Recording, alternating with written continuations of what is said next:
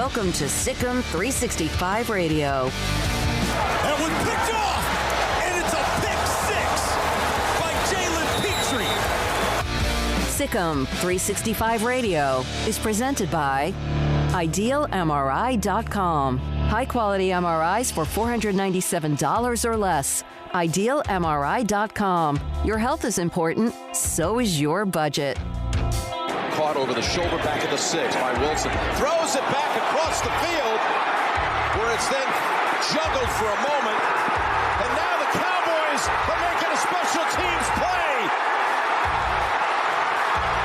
Hurdling past, then all the way down to about the 10-yard line. It's Goodwin. The 3 o'clock hour is sponsored by Waco Custom Marketplace. Meats, sweets, Texas treats, and a cut above the rest. 425 Lake Air Drive, Waco.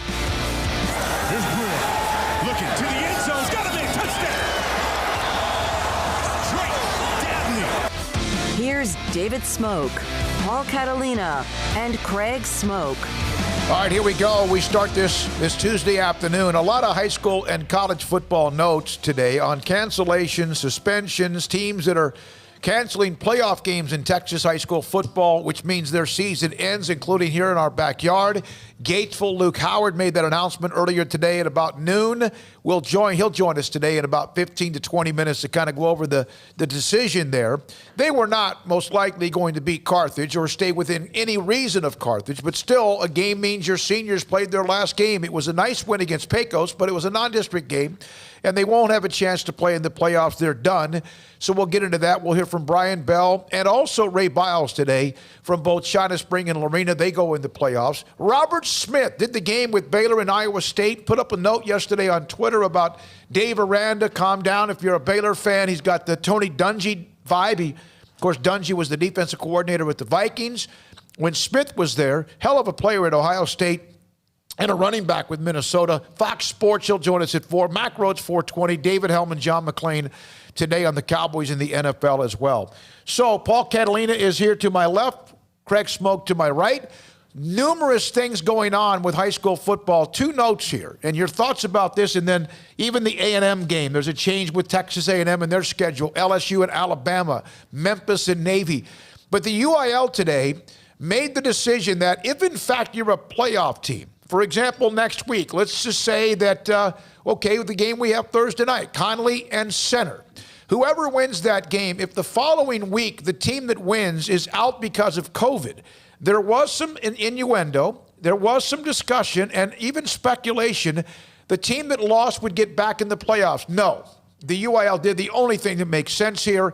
If you win and you advance and then you cannot play because of COVID, you have a bye week. If both teams move on, I don't know what they'll do. In the state championship game, they have a buffer zone of about 3 or 4 weeks. If you get to that point and both or one team is out, they're going to give you a chance to play the game either in January if you're 4A and below, and in February if you're 5A or 6A. I have 2 thoughts. One, that's really the only thing that you can do, and it's the only realistic thing. And the second, can you imagine, especially at the smaller schools, if you say you're at a 3A school and you're a basketball coach and you're about to get 4 guys for your team, and then you call back and go, well, no. Yeah. You can't get them. So, and I know the basketball, everything's going to be different this year, but even still, it would just more trouble than it's worth. So I'm slow on this. Explain to me, if you are in the playoffs, your team has COVID, the other team moves on. Like, what are you saying about the buffer week and all that? So let's just use it as an example. Conley and Center play Thursday night. The winner of that game will go on to play, I believe it's either Belleville or maybe Sealy. If Conley wins and they move on after beating Center and they're supposed to play, let's say, Sealy, and then Conley comes down with a COVID issue and cannot play, Sealy would get a bye. And Conley's done. And Conley's done. Yeah, I mean, you can only have so many interruptions and delays, and the more that you have to try and make up for a team being out for a week, I mean, that creates such a log jam, and this is going to make for a really weird playoffs. But I'm curious as to what happens once you get into the deeper rounds and all of a sudden you have some teams canceling because of COVID, because if you look around the country right now, it's only spiking. It's not going down. It's not going down. So we're in some wave, whatever you want to call it. But yeah, that's going to make for some complicated playoffs, I think. There's already been 7 to 8, maybe 10 high school games in Texas, first-round by-district games that have been canceled, which means teams move on because of a forfeit. We mentioned yesterday Mart and Cumbie. Mart moves on. Gatesville now out. Carthage moves on, and Carthage might be playing no matter if they play anybody or not because of how good they are. Eventually, they might have to face somebody that could give them a challenge. Of course, Westover and Stark's in that region. So is Salado, China Spring, and Conley. So is Silsbee, who played them within like 17 earlier this year. Now, here's the Greg Rill in the Dallas Morning News. If a football team wins a playoff game and can't play the next round because of COVID, its next opponent gets a bye. That also goes to the state semifinals. Now, if they get to a state championship game and either one or both teams have COVID, teams will be allowed to reschedule the games at a site to be determined by both teams, which would not be AT&T Stadium, or maybe it would be. Or these games must be completed 1A through 4A by January 16th, February 15th for 5A and 6A. Of course, their season goes into early to mid-December anyway. Wow. I had the 11-6A note yesterday, and a lot of people say, we told you that this weekend, their season based on playoff pairings comes down to this weekend with Midway DeSoto, Waxahachie, and oh my God, Mansfield, and then DeSoto, Cedar Hill and Duncanville are both in. It just depends on 1 and 2 seed. Well, it's interesting, and it's kind of weird to talk about high school football lasting into January and potentially even February as well. I mean, that's pretty wild. That means that we've got a lot of pick'ems to go and a lot more high school football to talk about. So you're telling me there's a chance? Yeah, there we go. Yeah, you're right. So yeah, no, it's complicated in a way, but it's good that they're figuring it out, and they're kind of doing the best they can along the way. Brees Hall, had a really nice game against Baylor. We discussed him prior to the last week before they played Baylor. Here's from Pro Football Focus College Football Edition. Most rushing yards after contact.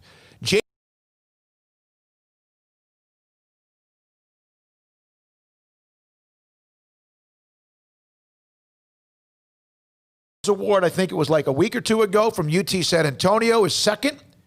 593 yards after contact. Brees Hall, Iowa State at the top. That was the Cam Akers stat last year, where he was like running away with it because he got hit as soon as he got the ball every time. But Brees Hall is excellent. I mean, he's an excellent running back. Slides, glides, very angular, and also has tremendous power and speed. Yeah, he's got 2 years left too, right? He's going to be, and Iowa State may very well win the Big 12 this year. I mean, if there was a year for them to do it, it would be this year.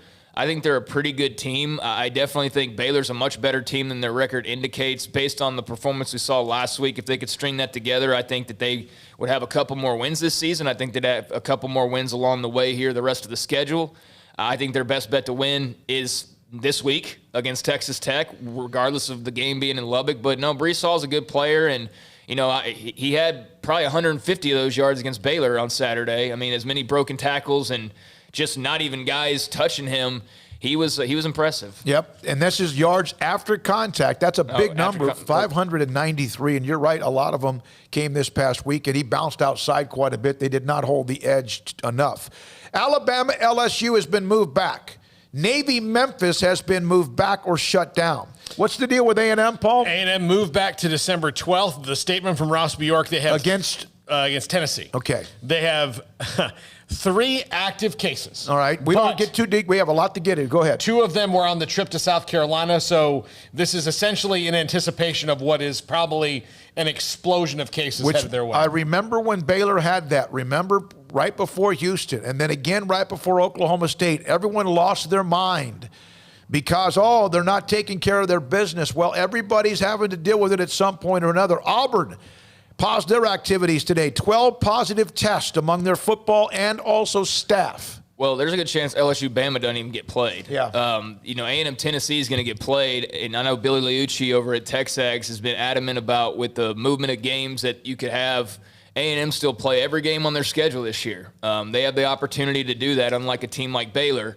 But that LSU Bama game, it doesn't have the mojo behind it anyways, so that's not a huge loss on paper.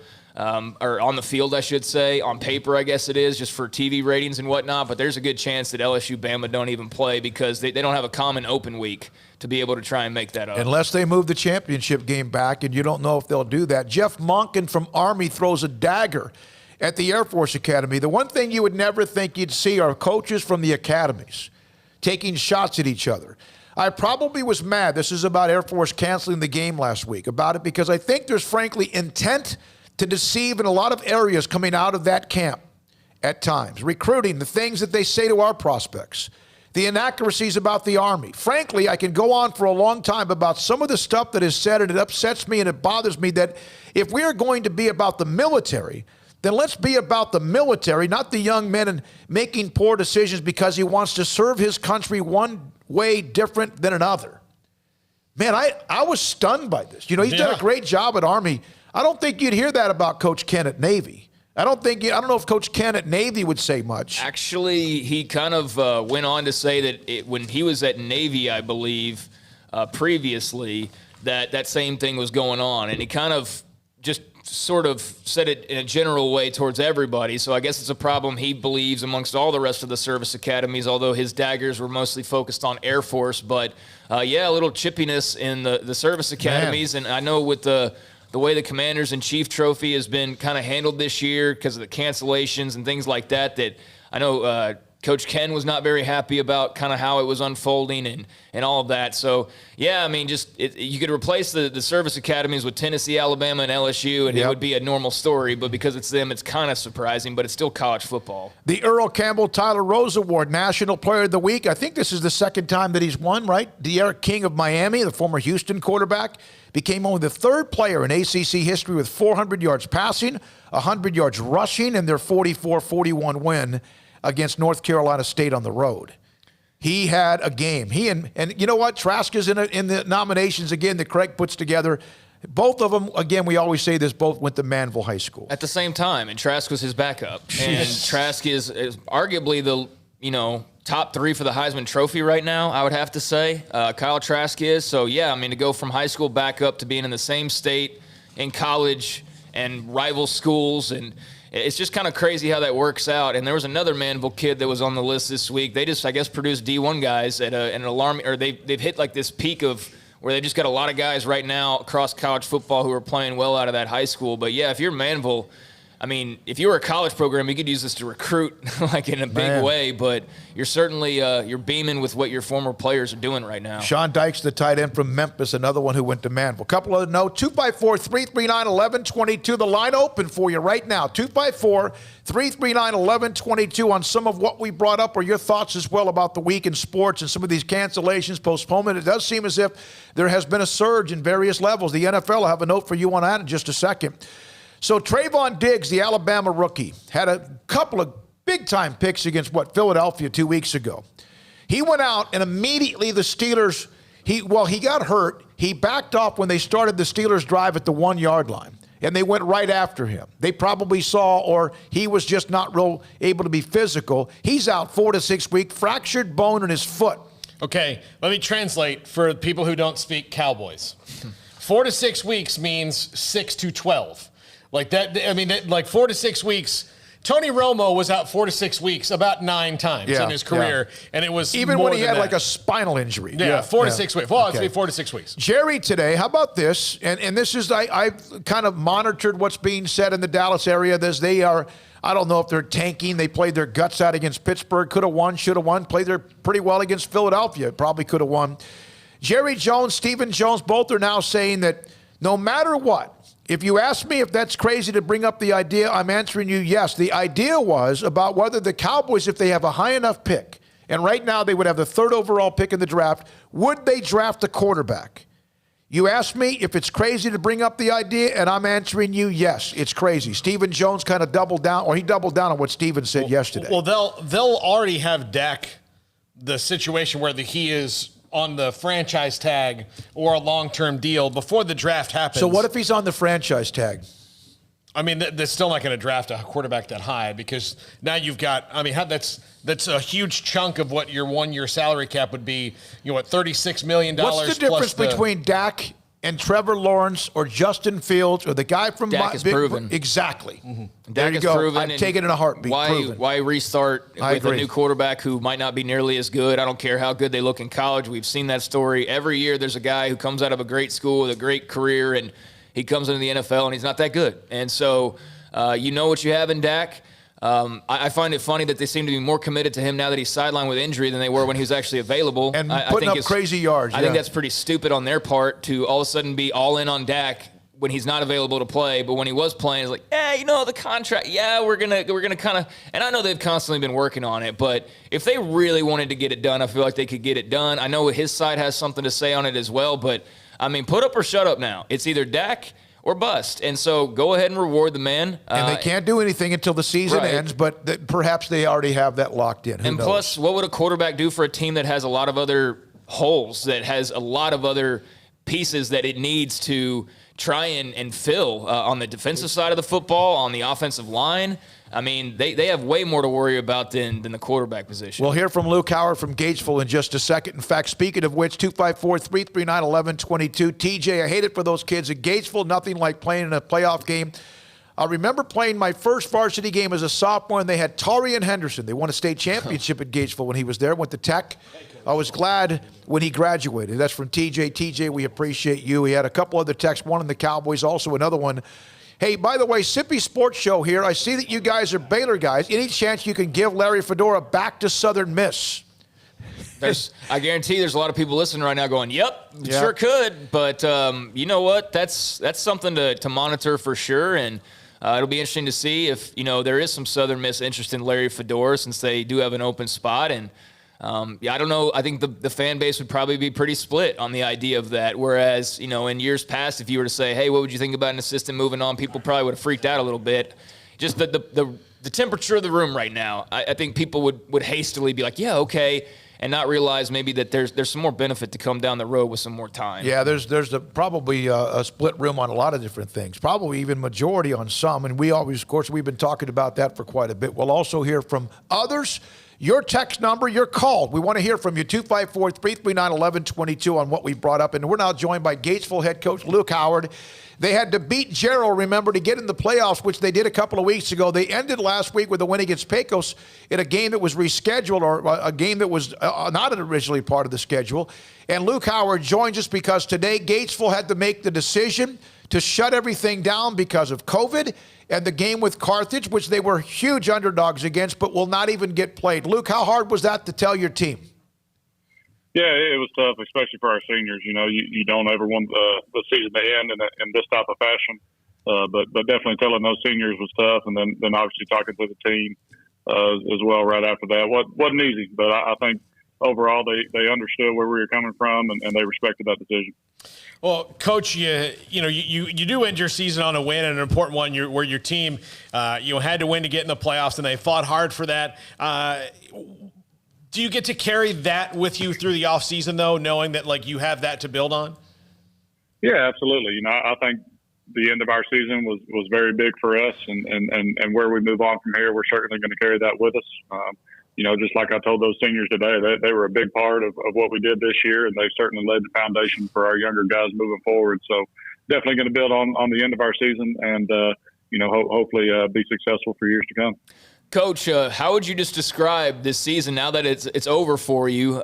Just so much going in across the country into teams being able to play, so much work behind the scenes, cancellations, all sorts of stuff. How would you describe the 2020 season from your head coaching point of view? It was a whirlwind. I'll be honest. I mean, we were very fortunate to get to play non-football games this year. And if you would ask me, do I think we would have played this much, back in the summertime, I would have said absolutely not. I didn't think there was any way we were going to get the season in, but all the credit goes to UIL from their leadership standpoint, and then obviously down to the local districts instituting these protocols. So it's definitely been a unique season. It's been a whirlwind with everything going on, and I feel like we're certainly fortunate and lucky to have played non-football games. You know what I just realized? I was looking at your schedule, Luke, and of course we did a game when you played Conley, and they opened up a big lead early. You guys eventually cut it down 58-27. Llano, 9-0. Glen Rose, 9-1. Played Grandview out there, you know what. Salado 9-1, China Springs 7-2, Conley 6-3. Now, there's some other teams on there that had a 1 or 2 win, maybe 3 wins as well. But you ended up playing, and you would have played Lorena had that not been canceled. That's who a lot of those teams you play again next year. That has to make you better. You know who you have to beat. Everyone knew Salado, China Spring, and Conley were in some ways 1, 2, and 3. You ended up playing one hell of a schedule, didn't you? Yeah, we did, and I think that's one thing that we try to communicate to our kids. Is we're always going to go compete against good football teams and good programs. And I did it for fun the other day, but the teams we lost to this year, or I guess did not win a game against this year. Right up to this point, those teams are 57-8. Yep. So that's just the way it is. We're going to play good football and we're going to go compete. And I think that's what makes you better as a program and a team. So. Did you gonna line up Manville and Katie or anyone like that next year? Pretty close. Coach, what did you learn about the resiliency of your young men that maybe, I'm sure you already had a pretty good grasp, but, and going back to my previous question, these 16, 17, 18-year-old kids having to deal with this, just what did you learn about the resiliency of young people that maybe you already knew but had further confirmed or didn't know?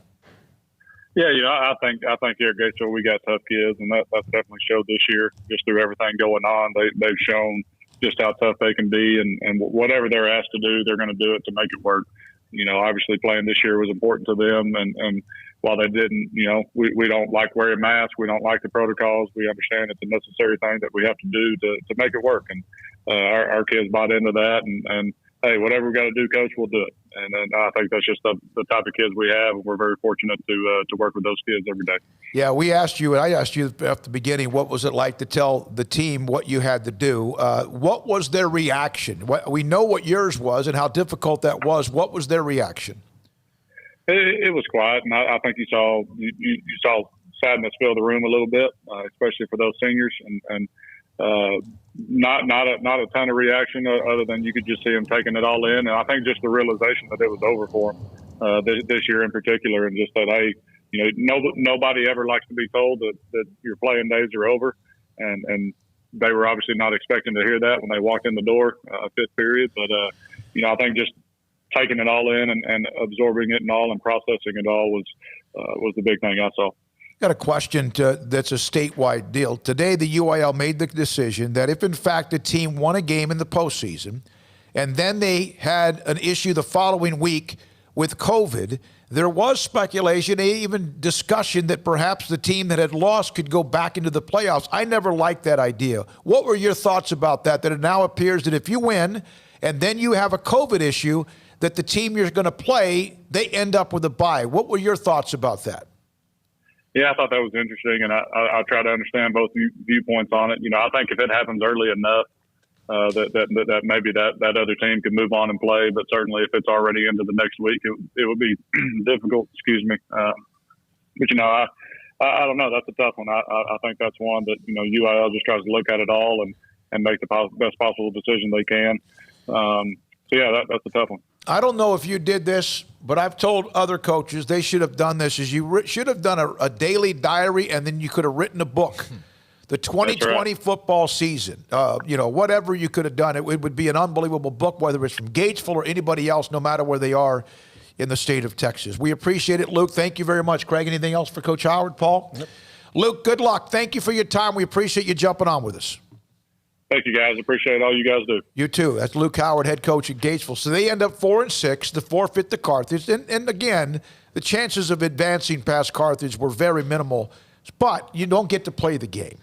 You don't get to play the game. And like TJ said, the experience of hey, did you ever play in the playoffs in high school? No. Now they can say they were a playoff team, but they never had a chance to play the game. Can you imagine if that situation elsewhere gets reversed, where the 4-6 team is the one who's waiting, and the team that's the 9-1 or 10-0 has got to duck out of the playoffs? Yeah, I wonder if it's kind of weird how that works, right? It doesn't ever seem to affect the teams that are kind of like, I highly doubt we would see, Carthage have to pull this move. You know what I mean? It's just kind of weird how. Burn the town down. Yeah, it's just weird how that works. I don't think Manville, Cedar Hill, DeSoto, I don't think they're going to have, a playoff game canceled for, just, I don't know why. It kind of seems how it works out. But Gatesville, they didn't win a game last year.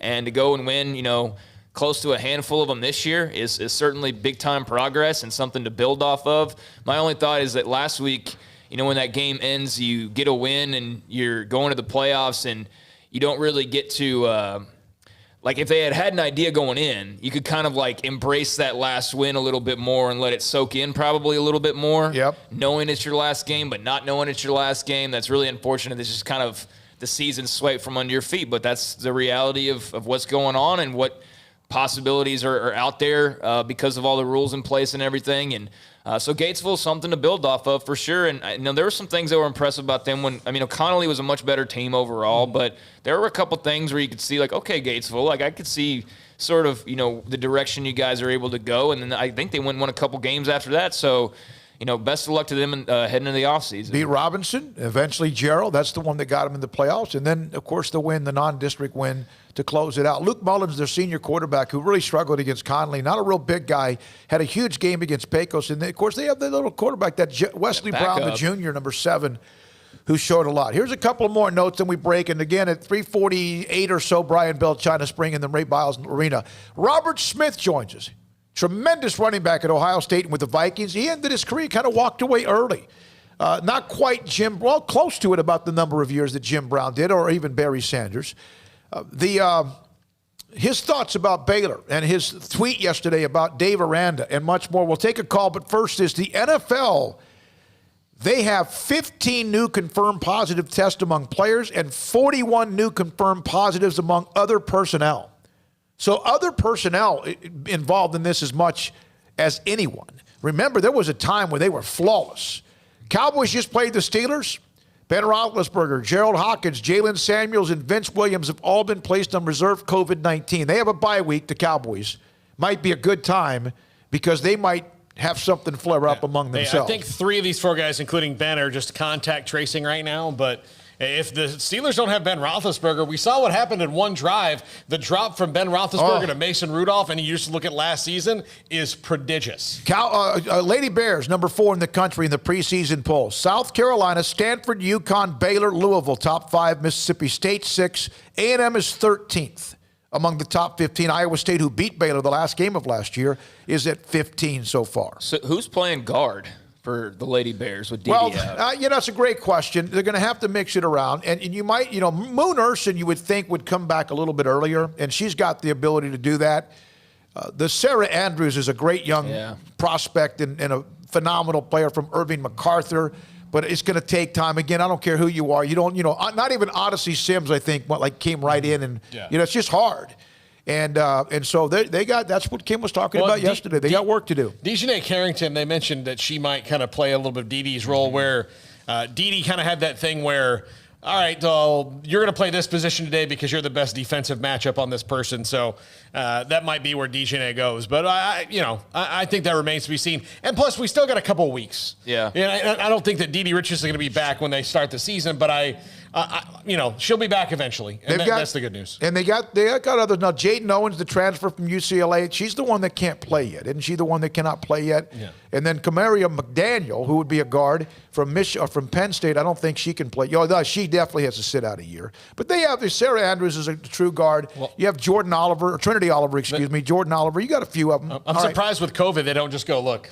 Play. Well, right now, I think Kim even said they're at 9 with the transfers who cannot play right away. And I may have made a mistake on Jaden Owens, but I believe she has to sit out a year as well. All right? Joe in DFW, thanks for your call. You're on Sic'Em365 Radio. Hey, good afternoon, fellas. Appreciate you taking my call. No, I hate the fact that for the high school kids, as we know, it's basically it's one or done in the playoffs, and with this COVID stuff, it just kind of adds that much more to it. So my hat goes off to Gatesville. I respect their program a lot. They've had a great program even since when I was in school. So hats off to those guys, and wish them well for the next up-and-coming season. Wish those seniors on as well. However, real quick with Baylor, man, I've beat up Charlie quite a bit, and I'm still not a Charlie fan. I'll give him credit. He played well. He put the ball in his hands. My biggest thing is his decision making. I feel like that's been his kryptonite since he started at Baylor. It's his decision making. But I I mean, I'm kind of with everybody else. I'm going to start putting a lot of this on Larry Fedora at this point, because I don't think he really knows what he wants to do with the team right now. Not having all the practices and stuff, but he's got to figure something out, and he's got to figure it out quick. So, hey, I'll hang up and listen. Love the show. Thanks for taking my call, fellas. Yeah, I think with all the other things that people want to say about arm strength and what he can do, the thing that has concerned him, no matter how much I have been in his corner as far as what I think he's the option, because obviously the coaching staff, and just doing my own due diligence, if they're concerned, if he's not the option, what does that mean about the others if they're not ready yet or whatever? But, yeah, the throw against West Virginia in overtime was just brutal. The throw on Saturday at Iowa State, when you got yourself back in a position to win the game, brutal. Yeah, no, that game-ending interception was brutal. The one prior to that was brutal, towards the sideline. That was just him trying to force something and not being very smart with the football. I was a little bit more concerned. I mean, I'm right there with you, Joe, on the decision-making part. I think that's something that I don't know that Charlie's got all the confidence that he needs to, to make the quick decision and to feel like he's making the right decision. It just seems like there's some doubt, and which is what Joe's saying as well. But it does seem like there's a little bit of a hesitation, and that little bit of a hesitation, that can lead to that pick on the sideline or that pick in the back of the end zone. And, I think the arm strength thing is very obvious by now. He doesn't have the strongest arm. What really kind of concerned me on Saturday, and maybe concern's too strong of a word, but, for as much as the offense might have gone into a little bit of a shell in the third quarter, there were some throws that if he's a little bit more accurate, they maybe got a couple more touchdowns on the board, and then that's a different outcome. A couple of underthrows, a couple of overthrows, and so you add that into the couple picks as well, and you're leaving a lot out there offensively. When you don't have a lot of options and you don't have a lot of opportunities, so when you do get them, you have to convert on them. And they had some big plays there for the taking, and he just couldn't hit the throw, and those would have been potentially outcome changers. Yeah. I want to address something, and again, it's a message board, and it's all no different than social media or calls or whatever. Can someone tell me the last time that Charlie Brewer threw a pass 15 yards with somebody in stride? And so somebody puts up a video of 4 minutes of Charlie Brewer, including the one to Jared Atkinson this year, which was not just a little 5-yard out. It wasn't. It was more of a wheel route from a wide receiver's perspective, and it was about a 45 to 50-yard throw. You can be concerned about it. You can say you don't believe in him. You can say whatever you want about his arm strength and decision, but don't just make stuff up and throw it against the refrigerator and hope it sticks. Be smart about it. That's what I ask. There's plenty to criticize if you want to. You don't have to add stuff onto it that's not quite accurate, because there's plenty like that we've already addressed that you could do that with. But I mean, clearly Charlie is the best option of the guys that they have. And you can either choose to believe that or not choose to believe that, but I'm going to choose to believe that because he's the one rolling out there every Saturday. So support him and hope he does well. And I've now asked Aranda about that over and over and over again, and he's answered it. You don't have to like his answer, but he's answered it. They can't protect any of the quarterbacks with the running game. No, they can't protect him with the offensive line. They can't protect him and take any of the burden off with the running game. So if you're going to put Gary Bohannon in there, okay, you can't run the ball for him either. So again, whoever you put in at quarterback, you are tasking with this is all on you, brother. This is all on you right now, because nothing else that's going on is going to benefit. I mean, it's going to help you. Like, you're all on you. And so part of that is who can handle that emotionally, who can handle that. All right, look, I'm going to get beat up. I'm going to maybe throw some picks. I'm maybe do this and then come back and do it all again the next drive. Yeah, we have to break. We'll come back with more text calls and also had a call drop off. If you want to get back on with us, we'd love to hear from you. Craig and Paul, David Smoke, Sic'Em365 Radio, 254-339-1122. Family owned and operated for 77 years. Customer service and product. You have to have both. You have to have both. You have to be accessible. You have to listen to your customers. You have to understand what the needs are. You have to keep up with the changing times. And when it's been 77 years, the ownership and the family atmosphere at Pioneer Steel and Pipe, they've done exactly that. And they continue to do that into the future as well. Offering metal buildings and components, metal roofing, structural pipe from a 1/2-inch diameter to 24-inch diameter. All types of structural steel beams, channel iron, flat iron. All of this is heavy. Big, bulky, heavy stuff. Large inventory of the big, bulky, heavy stuff. And if they don't have it in stock, which is probably very, very rare, they'll find it and get it for you. Also, they can help you with any projects on a design, suggestions on that. providing a list of reliable contractors to make sure you get somebody that will make the experience of what you're building one you'll always remember, not one you'll regret. Offering high-quality materials. And here's what they also, again, remember: nearly 8 decades of customer service and product. Fastest turnaround time in the business on metal building orders. And if, again, you need it delivered and unloaded because it's heavy and big and bulky, and they'll do it. That's what they do. Nearly 80 years. They're amazing. PioneerBoys.com. Locations in Waco and Bryan. At Baylor University, students find their place to shine. They're faithful friends and inspirational leaders. They're championship teammates and independent thinkers. They're on the cutting edge of high tech and in the halls of history. If you want to make the world a brighter place, you can. And if you want to shine in your own way, you can. The spark you need is already inside you. Bring it to Baylor, where lights shine bright. Boozers is the wedding ring store and more. If you're ready to get engaged or already married and want to upgrade your wife's ring for a special anniversary, Boozers is the place to go. With the largest selection of premier quality diamond engagement rings and wedding rings in Central Texas. They have 7 cases with over 300 styles of rings from top designers like Natalie Kay. Choose from yellow, white, or rose gold, plus beautiful top quality loose diamonds. With an in-house jewelry, they can also custom make anything you want. Bring in a picture or drawing and let Boozers create your one-of-a-kind pendant or ring. They can even use some of your old gold and diamond jewelry to create something new. At Boozers, you'll find a great selection of quality timepieces, and Boozers is the place for expert watch maintenance and repairs, too. They specialize in expert Rolex watch repair for fine jewelry, watches, custom work, and more. Go to Boozers on Valley Mills and Lake Air Drive in Waco. Boozers, the wedding ring store and more.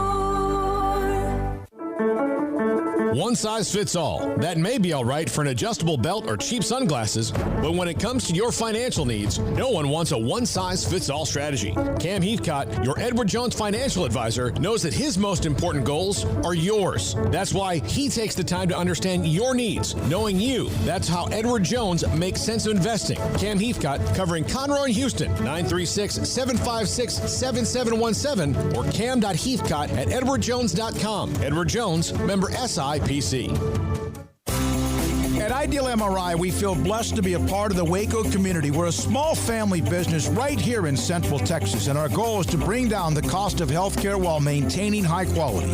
At times like this, the cost of health care has never been more important, and unfortunately, significant illnesses and injuries still occur. That's why Ideal MRI is open and here to serve you through the difficult time.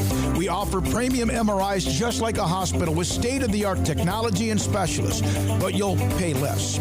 Sometimes thousands of dollars less, whether you're using insurance or not. At Ideal MRI, we accept most insurance and there are no hidden costs, even offering financing if that's needed. Everything included in the price, and you'll not get something as a surprise in the mail later on. If you need an MRI, ask your doctor about Ideal MRI. They'll know. You can schedule an appointment safely from home online in minutes at idealmri.com or give us a call, 833-IDEAL-MRI, idealmri.com. Let Camille Johnson Realtors guide you seamlessly through the process of buying your dream home or selling your current one. Commercial, farm and ranch, or residential, Camille Johnson Realtors can smoothly and successfully lead you through any transaction. With a team of 28 experienced agents who are excited about serving you, Camille Johnson Realtors services the entire greater Waco area. If you're in the market to buy or sell, contact Camille Johnson Realtors, 104 Midway Center in Woodway, or find them online at www.camillejohnson.com. Camille Johnson Realtors, elegant, charming, warm. Welcome home. Welcome back to Sic'Em365 Radio. The Sic'Em365 Radio Live Guest VIP Hotline is sponsored by Stonewood Dental. We are all in this together. All right, here we go. We're back in this 3 o'clock hour. Robert Smith, former Vikings and Ohio State star running back, will join us. Fox Sports, he did the Baylor-Iowa State game. One quick note, Craig, from the SEC, the cancellation of Alabama LSU. It's the Masters weekend, and we're going to try to put up a graphic at some point if we can. May not have time about the Masters promotion. Okay, Armstrong, do we have time for that later on? We'll have it later, yeah. Okay, good. Thank you very much, because some of you have already responded to that from the message board I posted. But a note about this weekend in sports television. Yeah, so the Masters is airing this weekend, obviously, and it was supposed to be on CBS all day Saturday or for a good portion of Saturday. Apparently the network was going to then go into Alabama and LSU that evening, but now there's no SEC game, and there's no game to make up. There's no game to plug in there. There's people saying, hey, let's get Conference USA games on here. You know, can we move up an NFL game? I've seen somebody throw that out there. But, yeah, there's just going to be no SEC game, so it's going to be interesting to see how these TV contracts get reworked or massaged a little bit, because you're supposed to provide inventory. And if you're not providing inventory for a Saturday night primetime game, then you're not living up your end of the obligation. I realize it's out of your control, but I'm going to be curious to see kind of how the TV networks and the contracts and those types of things work. But no SEC game on CBS this Saturday to follow the Masters. That's interesting. Hey, Bob, tomorrow's Veterans Day. We have a guest will join us tomorrow. A two-star general will join us as a guest tomorrow on the show. Also tomorrow, Ben Lieber, who will have the game this week with Baylor and Texas Tech. He'll join us tomorrow as well, the former Kansas State linebacker. I think it was about a year or so ago, he came and talked to the Baylor football team for Matt Rule. Duke will not have fans at Cameron Indoor. Isn't that what Cameron Indoor is? Yeah, I mean, it's not the winning of Duke, right? It's the fans. So might as well just play them in the practice. Jumping up and down like might as well just play the games in the practice gym then. Yeah. Yeah, I mean, pretty much. Otherwise, it's just going to be cavernous and empty. I think that's going to be, I don't know, probably equally as weird as some of the empty football stadiums, but I think basketball might even be a more strange experience, and you're going to hear because it's really so much closer. Everything. Yeah, and so that's not a tough place to play now, nearly as tough as it was, Cameron Indoor. I mean, no fans, then you take all the energy out of the building, and that's going to make a world of difference. Yeah, Cameron Indoor is probably one of the most intimidating places to play in all of sports. Have you been there? I have not been there. It is. It's on my bucket list. Yeah, even the teams that play there every year, it can be a little bit dicey. But it's because of on top of it. It's because of the fans. It's not because of the building. And you watch what they do with their fans in other places. Remember Baylor backed off because who was it? Tom Penders got upset because there were fans behind the Texas bench one year, and then Baylor, they were kind of mean to his wife. You know, I lied. Actually, I have been there.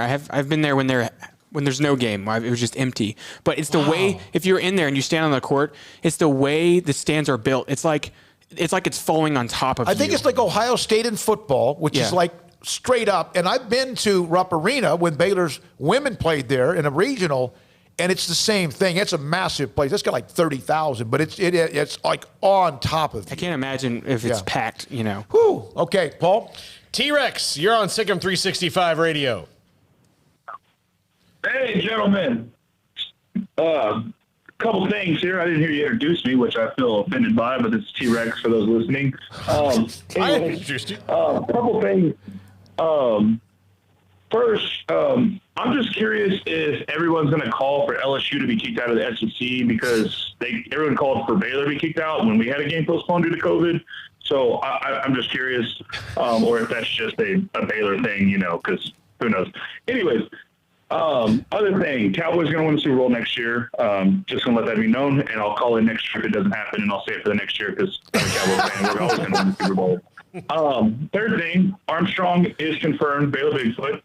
He calls in with pre-recorded calls. Don't let him lie to you. And fourth, wait a minute. That's whoa. That's scandal. Whoa, that's a scandal. There's some big accusations there. Armstrong, you have defense of yourself here. Look at the look on your face. He's turning red. I'm sitting right here when this guy calls in. Now, you know what? But if it was Paul, is it pre-recorded? You would know. I mean, I don't like it. Doesn't look like that. Okay. So, Craig, what do you think? I don't know. How could it be pre-recorded if it's called? I'm going to give Armstrong the benefit of the doubt here, but I'm telling you, the integrity of the show is in question right here, which should be every day. T-Rex, we're going to need some more research from you on this. Yeah. Okay. Hey, my favorite motto as a Baylor fan is deny everything and admit nothing. So I like it, Armstrong. Last thing, the only thing that really matters is I just want to kind of put something out there for all our fans. I just want us to all, and other people said this, I've been critical of Charlie, I'm critical of Fedora, I'm critical of anybody anytime we're not winning, and that's what everybody is. But I have a feeling like we, and y'all made a good point of this, everyone's super positive in 2017. We just got to keep being positive. I just keep seeing stuff on the forums and keep seeing it on Twitter and everything else. I want to win every game. It ain't fun going to games and losing, especially on the road. And I think we beat Tech. I have a really good feeling that we're going to beat Tech. And I think Vegas is going to have a good feeling because it seems like the line just keeps moving in our favor as far as I can see. But I'm not a betting man, so don't ask me how that works. But anyways, I just think our fans just need to stop, just complaining about the situation. Like y'all said, it ain't changing. Charlie's the quarterback. Fedora's the offensive coordinator. They're not going to fire him. So at least not this year. So let's just all ride it out. Let's realize, 2020 sucks. It's COVID. Let's just all be happy we still have football, and let's be happy that we're not Kansas. All right. So we got that to go with, and we're not going to finish last place. So that's all I got. T-Rex, I love your passion for Baylor. Everything. Thank you very much. It's so easy to be negative. Being negative is the easiest thing to do, and it's understandable to some extent, but I do feel like people have, and I've been critical, but it's like I'm also supposed to be critical at times as well. But I've had to kind of catch myself and go like, hey, just back up a little bit because there are a lot of things in play. And I know there's somebody out there rolling their eyes right now, like, tell us about COVID, and we know all that. Everybody in the country is dealing with it, but like these circumstances that Baylor are in. And I don't want to have to repeat the no spring ball, first year head coach, all that stuff. But, like, that does matter. Like, that does have an effect on how good your football team is. So you can dismiss it and say, well, everybody else is dealing with it or this or that. Or, I've seen people, and, of course, they got to point back to – they got to go backwards. And, well, look at Arkansas with Sam Pittman. I wonder why Arkansas is the example. Maybe because they're OC, because we have to go backwards in Baylor fandom, all the time. But – I think this is going to be a fine program. I think they're headed in the right direction. I think last week was something to embrace and be positive about. And if you're looking to be negative this week, I just think that you're just looking to be negative all the time because they're coming off a game where they played pretty well. So take that momentum, take that positivity, and just hope they translate it into Lubbock this weekend. Thank you very much. Appreciate the thoughts. T-Rex, you, Craig, Paul. I'm David Smoke, Armstrong, and Bigfoot. Also CJ and Jack, a part of the mothership. One final note before we break with high school coaches coming up from both China Spring and Lorena. Robert Smith at 4. I've been to Cameron Indoor Arena at Duke when they played North Carolina in '92. A total religious experience. Fans are packed like sardines. People, especially for that game, are so fired up the entire time. I was completely exhausted when the game was over. Just fantastic. That's from G Friday 85 on Twitter. For the direct message, thanks for your time. We appreciate that. This is Sic'Em365 Radio. Richard Carr, Buick GMC Cadillac, they've got their holiday savings event going on right now, and that means more deals for you, although they're providing deals for you all the time. But now with the holidays rolling around, they've got some new ones for you, as it is the most wonderful time of the year. And you can save big on all remaining 2020 vehicles in stock, plus you can save on the incoming 2021 GMC Sierras. And a Sierra is a truck that has it all. Power, first-class seating, unbeatable technology. It's the best truck on the road, and during Richard Carr's holiday savings event, qualified buyers can unwrap $8,000 off a 2021 GMC Sierra Texas Edition Crew Cab at Richard Carr. Maybe you're looking for a top-of-the-line midsize SUV. Well, Richard Carr is offering $7,000 off of GMC Terrains and $7,500 off of Buick Envisions. You can test drive both and save big today at Richard Carr. They also have a compact SUV with loads of space and style. Get the new 2020 Buick Encore for only $18,950. That's over $5,000 in savings on the top-selling Buick Encore. And at Richard Carr, they love their healthcare workers, military, and first responders. Right now, all of these valuable community heroes will get GM supplier pricing on all cars in stock. And for every car or truck sold now, Richard Carr will donate a new bike to Toys for Tots Waco. So get yourself a great deal and give a deserving kid a bike this Christmas. It's the holiday sales event. Thousands in savings for you over at Richard Carr. Get there now. Go to richardcarr.com or have them bring the test drive to you. How can we help you? That's a question we ask every day at American Bank. Hi, I'm President and CEO Dana Hassel. Our commitment to our customers is what drives us. It's why we've invested in new branch buildings and technology like ITMs that let you speak to a teller face-to-face from your car. It's why we work with local businesses, helping Waco grow and thrive. And it's why decisions about your accounts and loans are made here in Waco by people who know you. How can we help you? Find out at American Bank, member FDIC. Bird Culchin Ford has been in Waco since 1936. Ford, the #1 selling truck in Texas, 43 years running. And Bird Culchin Ford proudly supports high school football in Central Texas. And no better way to tailgate with a Ford than from Bird Culchin Ford. And are there better vehicles to tailgate with than the Ford F-150 or the Ford Expedition? And of course, you can get them new pre-owned Bird Culchin Ford. Our sponsor of the Ford Tough Player of the Week, locally owned dealership. Online at bkford.com at 1701 West Loop 340 in Waco. Bird Culchin Ford. How often have you said it's time to get in shape? Every day, every week, every month, maybe for as long as you can remember? How about starting today? I promise if you'll just join Waco Regional Tennis and Fitness now, you'll thank me later. Hi, this is David Smoke, offering a variety of 40 group exercise classes every single week, including boot camp on Tuesdays and Thursdays at 5:15, plus spin, body shaping, Pilates, yoga, and bar. And there's a free kids club as well. Waco Regional Tennis and Fitness open Monday through Thursday, 5 to 10, Friday 5 to 8, Saturday and Sunday 7 to 7, and personal trainers Christy London and Randall Court. World-class tennis facility with pros Britt Coleman and Joe Rosa with lessons, camps, and special events. Spacious and clean workout rooms, locker room for men and women, both with a whirlpool and sauna, and now there's touchless bottle filling stations. No intimidation, tremendous camaraderie, an entirely new atmosphere, and yes, you can do this, but you have to walk through the front door. It's time to react today, not tomorrow. Waco Regional Tennis and Fitness on Lakeshore Drive in Waco.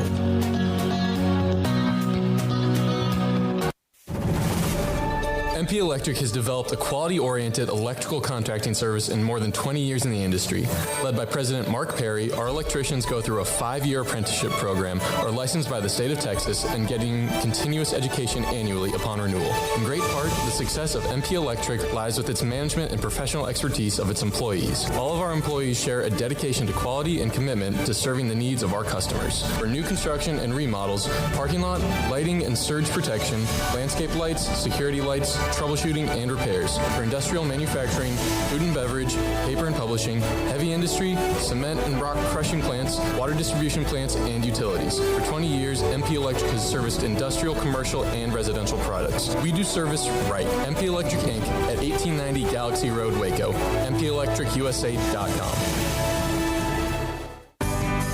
Texas Farm Bureau Insurance in McLennan County takes pride in backing Central Texas football. Our agents would like to help with your insurance needs. Call 254-772-8090 for an agent near you. Stepping into the boots of a U.S. Army officer can add confidence and leadership skills to your son or daughter's career path. See all the things they can achieve in our boots at GoArmy.com. U.S. Army Waco Recruiting Company, 254-598-8131 or 254-776-1543. Hi, this is China Spring football coach Brian Bell. You're listening to Sic'Em365 Radio, your home for the best high school football coverage in the state of Texas. This segment with China Spring Cougars football coach Brian Bell is sponsored by Waco Regional Tennis and Fitness, First National Bank of Central Texas, Lance Donaldson eXp Realty, Texas Farm Bureau Insurance, U.S. Army Waco Recruiting Company, Southwest Sports Medicine. This is why you did what you did during the offseason, whatever was of the offseason, and then kind of the back and forth early on with the games and such. First of all, it's Jasper. They're really, really good. Your thoughts about where you are? Did the off week help you get a couple of things in line? Oh, without question. The off week, no matter when it comes in the football season, you got to make the most of it. And luckily, we got to have it at the very end of the season. So we kind of jump starters going into the playoffs, usually coming off a bye week. teams usually kind of start slow early in the game, and so we got to make the point to come out early and set the tone. Jasper has a quarterback that's very efficient in Adams, but they have two running backs, and they're averaging. They run the ball like you do with Limbrick and also Thomas. Your thoughts about what you see from those two on film? Just across the board, offensively, defensively, they're extremely athletic. A lot of team speed. They tackle well on defense, and like you said, they're extremely efficient on offense. And we're going to have our hands full. Our defense will have their hands full, that's for sure. I'm trying to contain those two running backs. You've played against teams that run the ball. Is this something different than what you've seen? Anyone that you compare to what you've played this year? Yeah, no matter what offense you're going against, they're going to have their own tweaks and their own kind of different intricacies that they have in their offense, and Jasper's definitely has that. They kind of have the Newton vibe of where they're kind of lined up in the offense that's similar to Salato's, but it's not exactly the same plays, and they do a lot of good things that a Salato doesn't, and normal slot teams don't do. So it's definitely going to be tough to stop. Your thoughts, Brian, as you enter the playoffs? This is one of your better teams. I know it's been a short term for you as head coach, but this team here seems to have a little something to it. How confident are they right now? They're playing good football. Now we've lost 2 out of our last 3. They're tough football games, and our kids. I was proud of how our kids played in both those games that we lost in districts, and we're in a good spot right now. And we're just going to try to go out there and give it our best shot. We know we have a good team, but we really got to put our best foot forward and try not to look backwards at those 2 losses and try to make the most of it. Hi, this is Ray Miles, head football coach at Marina High School, and you're listening to Sic'Em365 Radio with David Smoke, Paul Catalina, and Craig Smoke. This segment with Lorena Leopards football coach Ray Biles is sponsored by Texas Farm Bureau Insurance, U.S. Army Waco Recruiting Company, Southwest Sports Medicine. Coach, you beat Rockdale, you win the district championship. The one thing I was wondering is, I know probably not for your nerves as a coaching staff having to play that game right before the playoffs, but having to do the district championship against the other team that's right up there. You're not watching across the who's going to win and who's going to win. It's you and A and B going for it. Is that better to have it right before the playoffs for the mentality of your? Well, in a way, it's kind of like a playoff game. Granted, even had we lost the game Friday night, we were still going to be playing this week. We got that. But still, there's an awful lot at stake and an awful lot at the line rather than just we've got to play this last game. We don't want to get anybody hurt. And let's be careful about what we do. And that kind of stuff. I think it helps you because we were forced to be aggressive. We were forced to stay very competitive. We were forced to fight for something. And I think, that just your kids get used to doing that and they keep doing that. So I personally thought it was huge. It was a big ball game for us. And in the same respect, we had talked as a staff, okay, if it doesn't go our way, we still got to, we're still going to fight again. So while, yes, winning a district championship is a big deal, it's not the ultimate. And that's what we're headed to now. So, we just knew we either A, had to regroup, or B, with their feet back on the ground, let's go back and fight again. So you look at it, it was a big win for our program and our kids, and they're excited about it. But, when they showed up Monday morning, we said, well, you got to flush the toilet and move on, brother, because it's time. It's a whole new set of people. So here we go. You and I talked before the call about Ben Sammer, who I got to see when he played at Midway, and then sometimes somebody comes into a place and they just fit. He really seems to fit what you guys do, doesn't he? Well, he's number one, just a fantastic competitor. Whether he's a quarterback or we have him back in a nickel or dime package, safety over the top, or wherever we put him, receiver, slot back, running back. He understands the offense, number one. So that's big for us. But he can extend plays if the pocket collapses. Able to get out of a bad situation, turn it into a good situation for us. And I think he just puts a lot of pressure on the defense because they've got to figure out how to contain him. A little option quarterback. We've got a couple of different we run with him, some bootlegs, some nakeds, and things like that, where we can get him out on the edge, and people have to defend him. So.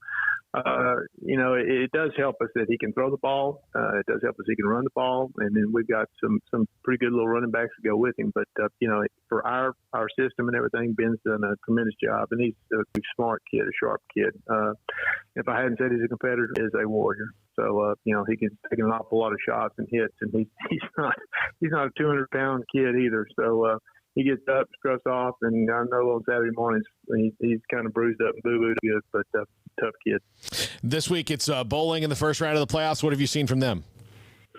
Well, their team's going to be very versatile on defense. They're going to out of a 3-4. They'll slide to an even front from time to time.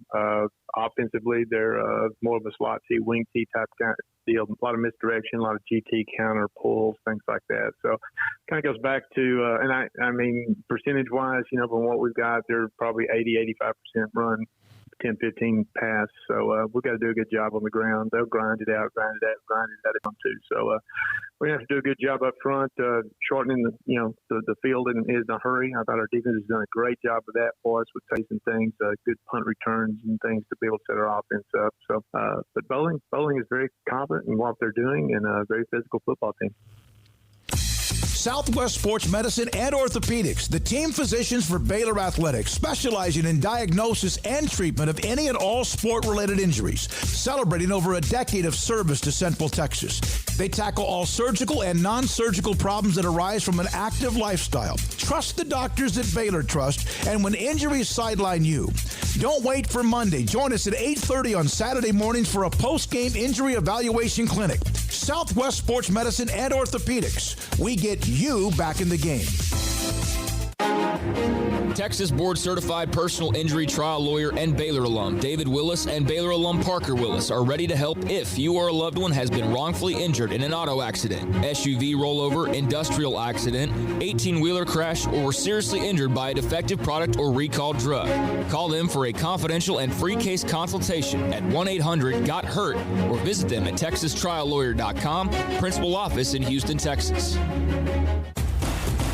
Hey, this is Bryce Petty, former starting quarterback and two-time Big 12 champion, and I know firsthand the importance of being in top shape both on and off the field. So listen up, men. If you're feeling beat down day in and day out and looking for that high-performance edge that separates the men from the boys, then look no further than the Petty Clinic Low T in Waco. Petty Clinic is a comprehensive men's healthcare clinic with an atmosphere catering to men. Board-certified Dr. Kent Petty has a special interest in offering the highest quality medical care to men of all ages. Some of the services offered include screening and treatment for low testosterone or thyroid, infertility, high blood pressure, diabetes, high cholesterol, sleep apnea, while offering comprehensive wellness exams and complete men's health lab panels. High performance men, remember, it's not just a Petty thing. This is Bryce Petty, encouraging you to reach out and Google search Petty Clinic Low T or go to pettycliniclowt.com and get your complimentary lab screening today.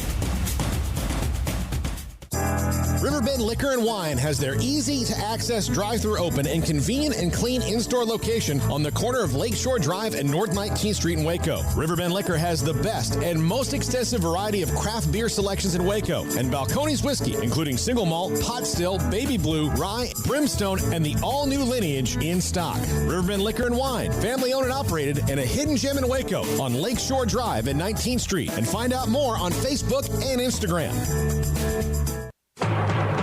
The Black is back. It's the Black Friday sales event at Allen Samuels. Get special holiday deals on the truck of your dreams, like a brand new Ram Lone Star Crew Cab with special factory discounts and financing. Or grab hold of the Swiss Army knife of SUVs, Jeep Gladiator, and head for holiday adventure. The Black is back. The Black Friday sales event from Allen Samuels, your friend in the car business. From the first workout to the last practice, sports is an incredible challenge. Hi, this is Dan Engel with the First National Bank of Central Texas, and we're proud to support each athlete, every parent, and our educators. From families, small businesses, to the biggest industry, we're here to help. With remarkable products like instant issue debit cards free at all of our banking centers, we've got banking ideas that fuel big dreams. The First National Bank of Central Texas. Familiar faces making local decisions. Member FDIC, Equal Housing Lender. Welcome back to Sic'Em365 Radio. The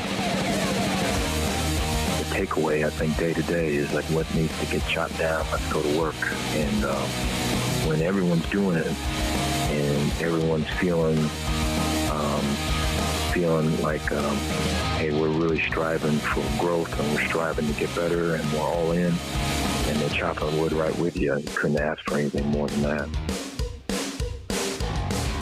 The 4 o'clock hour is sponsored by Boozer's Jewelers, the wedding ring store, specializing in custom jewelry and repair, all in-house. Now here's David Smoke, Paul Catalina, and Craig Smoke. Yesterday, one-on-one with Dave Aranda. We had that earlier, of course, in the show yesterday. Opportunity to visit with him every Monday, no matter what Baylor has done. Robert Smith, tremendous running back at Ohio State, or the Ohio State University, Minnesota Vikings, and also now a color analyst when it comes to Fox Sports college football, was at the game in Ames on Saturday and watched Baylor and Iowa State. Robert Smith joins us now on Sic'Em365 Radio with Paul Catalina, Craig, and David Smoke. Robert, thank you very much. I want to tell you thanks a lot because I sent you a text yesterday morning, and then immediately you almost responded to me, and I appreciate the way you did that. And I've seen how you interact with people on Twitter, and it's very, very cool how you do that as well. Oh, well, thank you. And, I have to apologize. I think you texted me back in June, and I didn't respond. So, so many texts coming in. Yeah. And, especially during the season. But, it's a pleasure calling the games and, try and get what interviews I can in, especially when it's one of the teams that we call. Well, the timing of this is perfect because you did the game Saturday in Ames, and I saw what you said yesterday, or it might have been Sunday night. By the way, Baylor fans, Dave Aranda has that same Dungy vibe. Be patient, he will deliver. Tony Dungy has spoken to the team. He's also someone Aranda has leaned on because of the personalities. And your thoughts about what you saw and maybe felt from him the time you spent? Yeah, and, it's funny because I had never really seen interviews with Coach Aranda before. And so I was watching some of the press conferences as we were preparing for our Zoom interviews with him last week, and I was taken aback. Defensive coordinators, it's pretty funny. Like, the vibe that you normally get from them is that, they've been up all night. They've been fueled with caffeine and rage for hours and hours and hours. And, like they're on the verge of, possibly being committed somewhere. And obviously he's not a defensive coordinator anymore. And I think that, in hearing him talk about some of the reasons that he didn't want to be a defensive coordinator anymore, it's pretty clear that he felt that lifestyle was too isolating. But to hear him talk, it really kind of blew me away, and it reminded me immediately of Tony Dungy because I was with Tony up in Minnesota for a number of years before he went and coached Tampa Bay. And there are different ways to get it done. Some coaches are screamers, and I'm sure that there are a couple guys on the staff that may pick up the slack in that regard. But the surefire way to lose a player is to be insincere, and the surefire way to get the most out of a player is for a coach to show genuine caring for that individual and that individual's development. The saying is, a good coach makes you a better player, and a great coach makes you a better person. And I think that's exactly what you get with Coach Aranda. It's interesting that you say that, Robert, because a lot of times, when we get, people comment on our show, and I'm sure you've seen this on Twitter, is people, well, this coach needs to be more fiery. He needs to yell. He needs to get after them. And a lot of our fans probably overlap with Tom Landry, who was not a yeller either. And so I wonder, it's always good to hear that from a guy who did at the highest level, that you didn't always need to get yelled at to get the most out of you, right? No, and everybody's different. And, some guys, need a little bit more motivation. Sometimes guys need to be snapped to attention. The game of football, it's obviously a very dangerous sport, but it's a sport that requires coordination among different individuals. And sometimes guys fall out of line, and, it's I think a military mentality sometimes, but you have to be able to rely on your brothers, and sometimes, the only way that guys can be brought to attention is to raise the voice a little bit because they've kind of fallen off. But it's pretty clear because it was a defensive coordinator, Ron Roberts, was talking about Coach Aranda, and he was like, well, when he was the head coach at Delta State and Aranda was defensive coordinator, and Coach Roberts is yelling at the guy, and he says Coach Aranda pulls him aside. quietly talks to him, explains to him what he needed to do, and sure enough, the guy went out and got it done. So it's just like, hey, some guys just do it differently. So, Robert, Iowa State's clearly a very good team. Baylor gave them, all they could handle, really, and credit to Iowa State for making the comeback that they did. It's been a struggle for Baylor picking up wins this year, but they've been in just about every game. Given the no spring ball, the weird fall, introduction and just the delays and everything like that, what did you see from that Baylor team last Saturday, and what kind of signs do you potentially see of where they might be going? Well, I go back a week before, going back to the TCU game where it seemed like nothing was going right at the beginning. And, down 30-0, get the turnover right before half, punch one in the end zone. But then that offense gets back out there in the second half and still struggling. You could picture the halftime speech where Coach Aranda is telling the guys to believe the momentum is turning. And now you just got to go out and make some plays on both sides of the ball. And then they come out in the second half and struggle. But then, it was a perfect opportunity, really, with the early struggles in the third quarter for the team to just fold. I mean, it can be demoralizing when you're in a situation like that. You think that things have turned your way and they look the same, if not worse, at the start of a half like that. But, fought back in that game, made some plays, and obviously weren't able to fight all the way back. But, going into the game, that's what I saw. I saw a team that really believed in the message that they were receiving from the head coach, but was really going out and playing hard. Now, obviously, with the issues related to COVID, the shuffling on the offensive line, some of the some slow start with, some of the receivers, and obviously Thornton being out, and then Squirrel getting hurt in that game. Like there were just a lot of things that went wrong, as they do in football. But to me, I think it's a team that believes and just really just needs guys to kind of get healthy and some guys to emerge, and they'll be fine. Do you may not know this, but it's been a couple of months since Tony Dungy was on Twitter. I had put something up about Coach Aranda, and Tony Dungy responded to it almost in the same way, identical to what you said. What made you put that up Sunday? Was it just knowing what you see they're trying to do and what Aranda's trying to do? Yeah, well, I put it up. I had talked about Tony Dungy making some comments at halftime. Oh yeah, of the Sunday night football game, and it just reminded me to reach out to the Baylor fans at that point, because I was just really impressed. And I'm not too far away. I'm up here in Arlington, so hopefully I'll be able to get down there to campus when things are safe and spend some time with Coach Aranda and his staff. I'm just really impressed and really believe in what they do, and really kind of what they put in to preparing for games. And there's a reason that he was the defensive coordinator that he was, and that he was, gaining all the attention, and that so many people desired to have him in as a coach, because he knows the game and kind of sees some things a little bit differently. And, it's always fun to kind of see some of the different perspectives, because there are a lot of ways to play offense, a lot of ways to play defense, but somebody that really studies the game, it's always a great person to learn from.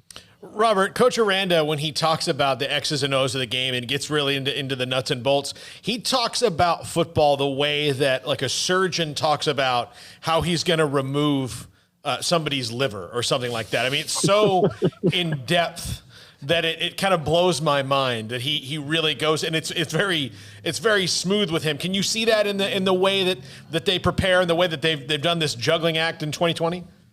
Yeah, and it takes time. It takes time for that level of detail really to get instilled in players, because they're learning a new system and they're learning new techniques. There's just like and I always try to be careful with the military analogies, because I know that although you do risk your life in football in a remote sense, it's nothing like the military. But there's strategy and there's tactics. And strategy would be what you would define as the overall scheme of an offense or a defense, but it's really the tactics that become important. It's not just knowing what it is that you're supposed to do, but how it is that you're supposed to do it, because how you actually execute it really goes a long way into determining whether you're going to be successful or not. And I think when you hear about the way that he coaches them and just kind of seeing some of the concepts defensively in particular that are just different and show a great attention to detail. Again, it's so fun, and that's what makes calling games so much fun for me. Because there are so many different offenses, there's so many defenses. You have to learn a lot of new names from time to time. Some of them not that easy to pronounce, especially if you get Utah or Cal. But it's like a really fun, complicated class. And I think that's the way that Coach Aranda teaches it. And kind of hearing his comments. Better people make better players. And ultimately, that's what it's about. They're student athletes. They're not just athletes. Robert, I was curious your thoughts on linebacker Terrell Bernard. He's out for the season after getting hurt on Saturday with a bad shoulder injury that he's going to have surgery on. Just your thoughts on him as a player from what you've seen, and also inside a locker room when you lose not only your best player on the entire team, but one of your captains, one of your leaders. How do you rally from that? How do you recover from that? Oh, that's tough. I didn't see that. I thought that he went back. Didn't he go back into the game? Yeah, he did. He went back into the game, and I was surprised to see him back in there just because of the way he was letting that shoulder hang. I knew it was a shoulder or a collarbone, and but it's tough. And he is just so much. It's just a pleasure to see guys like that that are so committed to the game. You can see him redirecting people. There's a reason that he's such a versatile talent. They feel comfortable lining him up in different places. And again, you guys are absolutely right. You're losing not just the production, not just what a person can do on the field, but kind of the emotion that they bring and the leadership qualities that they bring. And how do you replace it? Next guy up. I mean, it's just kind of the way that the game is, and it sounds draconian, but that's the way football is, and it's no surprise to this team, kind of what they've been through this year, and those next guys just have to step up. So it's a terrible loss, though. I just hate to hear that.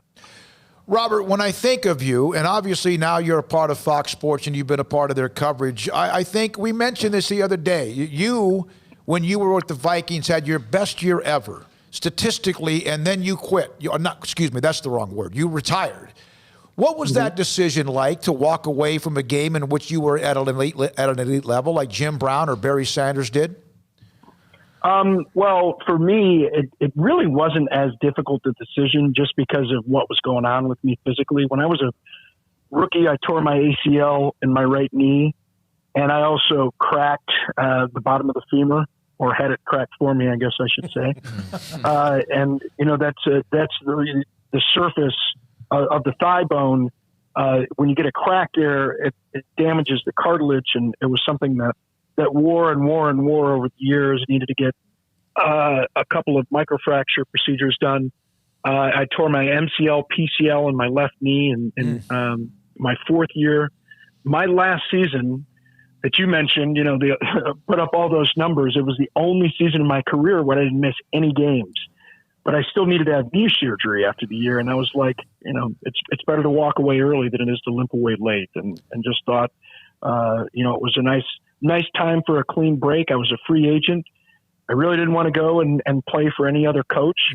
Although I was tempted. Brian Billick called me up. So Brian was the offensive coordinator, and Tony was the defensive coordinator for my first few years up there in Minnesota. And of course, Tony went off to Tampa Bay, and Brian went off to Baltimore, and they had just won the Super Bowl. But Brian called me up in about August that year, tried to get me out of retirement, but it wasn't meant to be.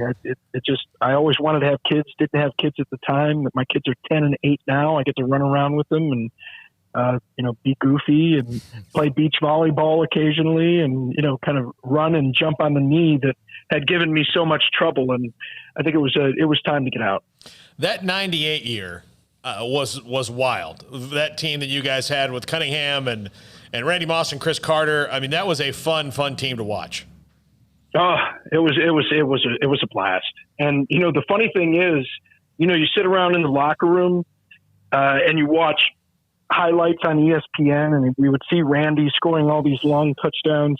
And because of some of the off-field stuff, he slid in the draft to the same position I got drafted at, which was 21st overall. And when we drafted him, I was thinking to myself, "Oh, this isn't going to be fair," because we already had Jake. So we already had Jake, we already had Chris, Leroy Horde, myself, David Palmer as a third down back. We had some good tight ends. Like, the offense was really humming the year before, but getting him and combining him with that group, and having Brad Johnson and Randall Cunningham. I mean, I knew it was going to be something special, and it didn't disappoint, other than the fact that we didn't win the ultimate prize. Did you think Randy was going to be a media guy, knowing him back then?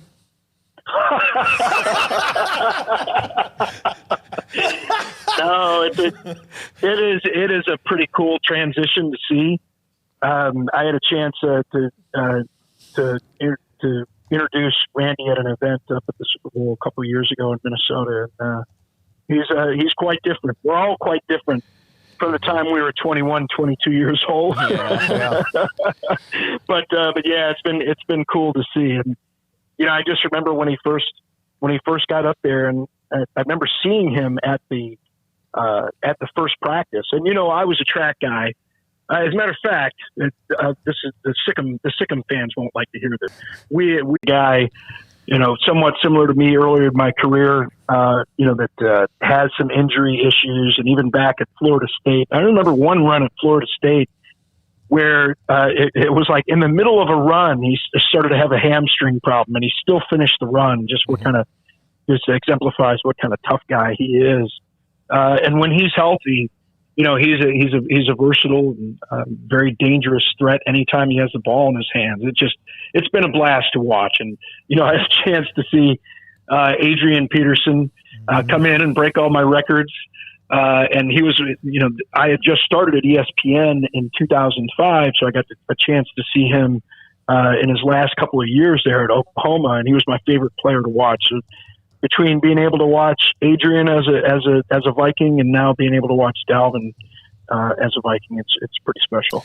Robert, thank you very much. Appreciate your time. We really do. It's great that we got you on. We appreciate everything, and we'll hope to maybe get you on again down the road.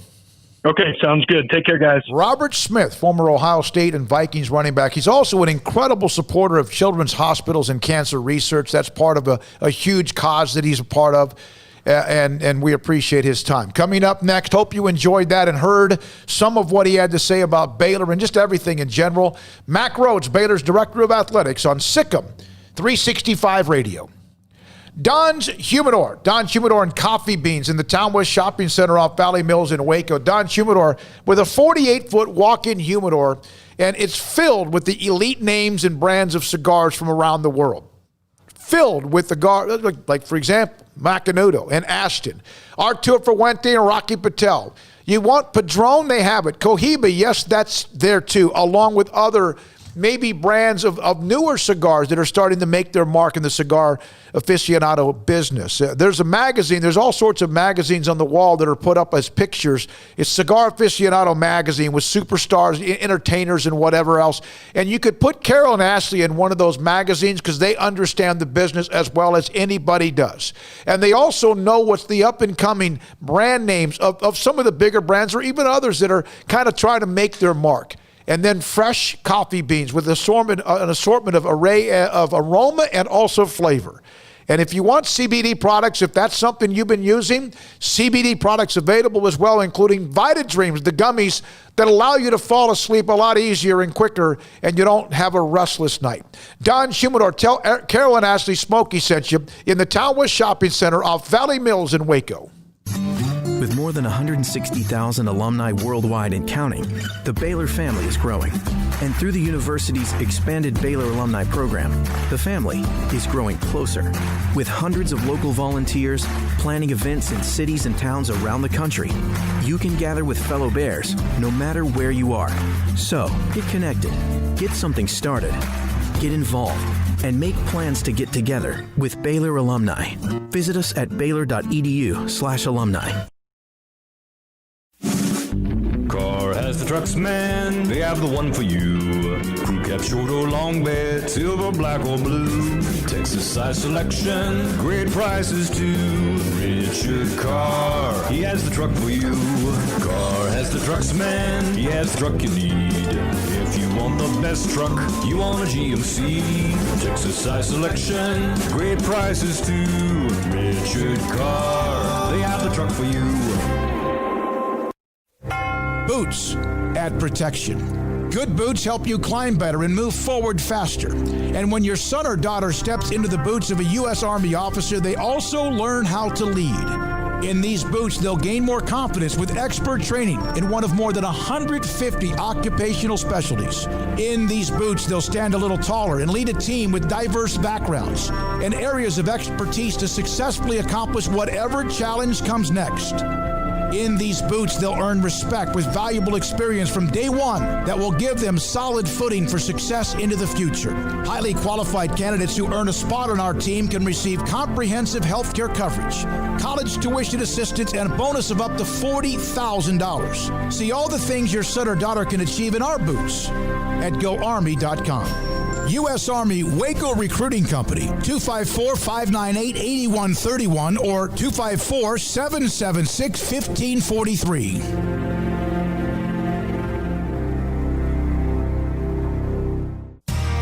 How did Edward Jones become one of the biggest financial service companies in the world? By not acting that way. Financial strategies, one-on-one advice, it's a big difference. And that's why Brad Wilson, your Edward Jones financial advisor, makes sense of investing. Experience the difference for yourself. Brad Wilson, 250 Sharon Drive in Woodway, 254-776-4337. Edward Jones, member SIPC. Boozers is the wedding ring store and more. If you're ready to get engaged or already married and want to upgrade your wife's ring for a special anniversary, Boozers is the place to go. With the largest selection of premier quality diamond engagement rings and wedding rings in Central Texas. They have 7 cases with over 300 styles of rings from top designers like Natalie Kay. Choose from yellow, white, or rose gold, plus beautiful top quality loose diamonds. With an in-house jewelry, they can also custom make anything you want. Bring in a picture or drawing and let Boozers create your one-of-a-kind pendant or ring. They can even use some of your old gold and diamond jewelry to create something new.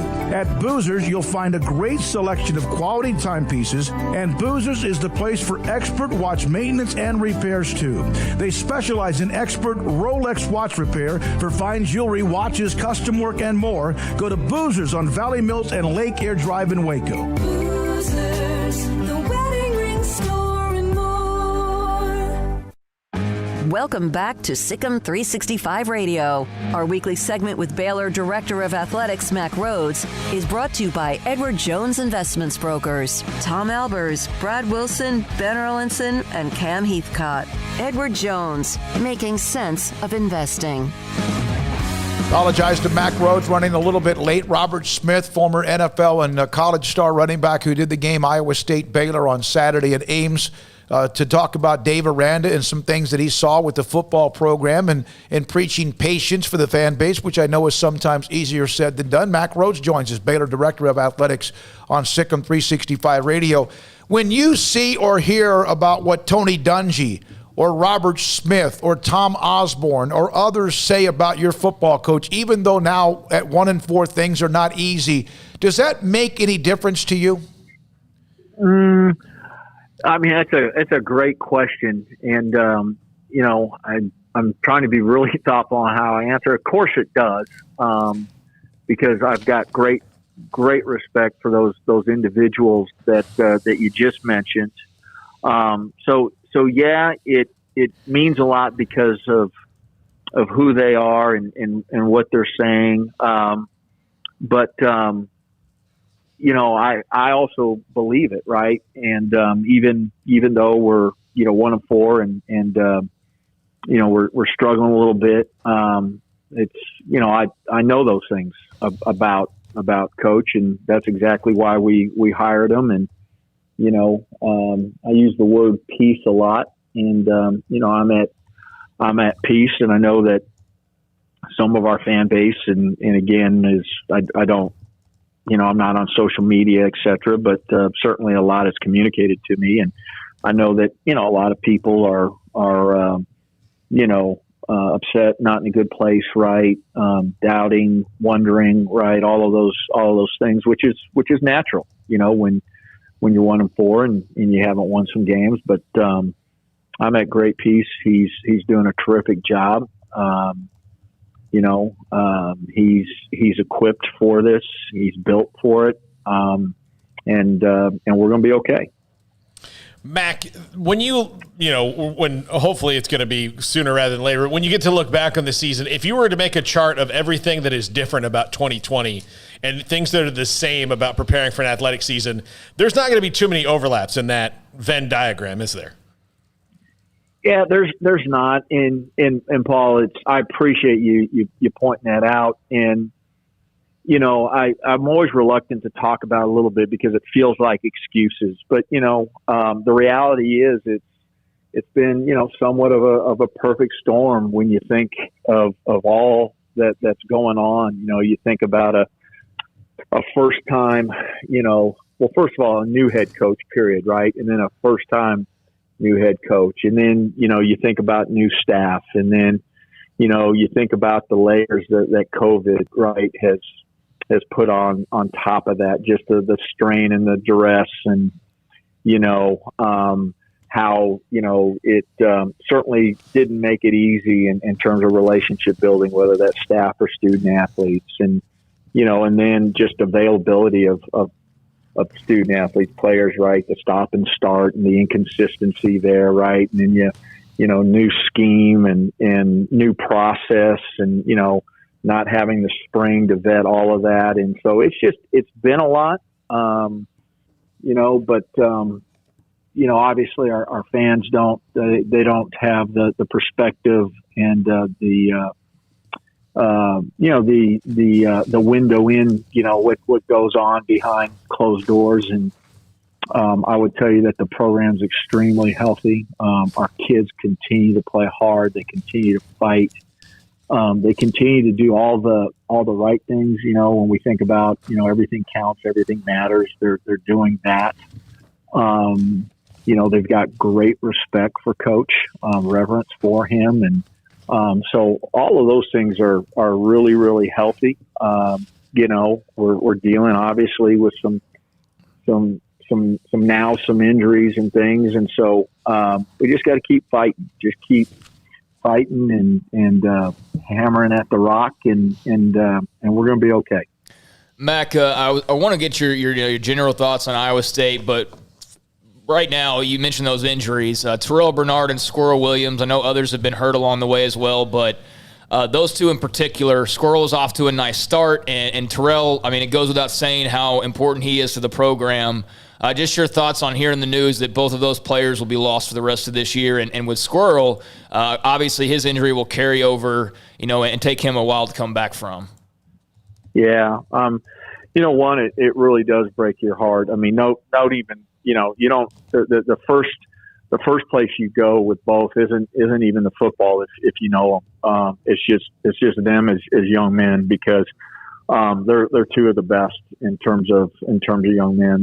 They're great people. They're such great people. And, Squirrel's other knee injury, that's well documented. And the fact that he has to go through this again, the other knee, and such a wonderful young man, and just his demeanor after it happened in the locker room, went in to visit with him after it happened, and just the way he handled it, and the way he was with the training staff and the doctors. And then, Terrell, again, same thing, just such an unbelievable leader. And you feel for him. And again, he quickly went from thinking about himself to how can I help the team, and how can I, have a role and help them get better. And I think that speaks volumes. And then obviously on the football field, it's as you mentioned, Squirrel,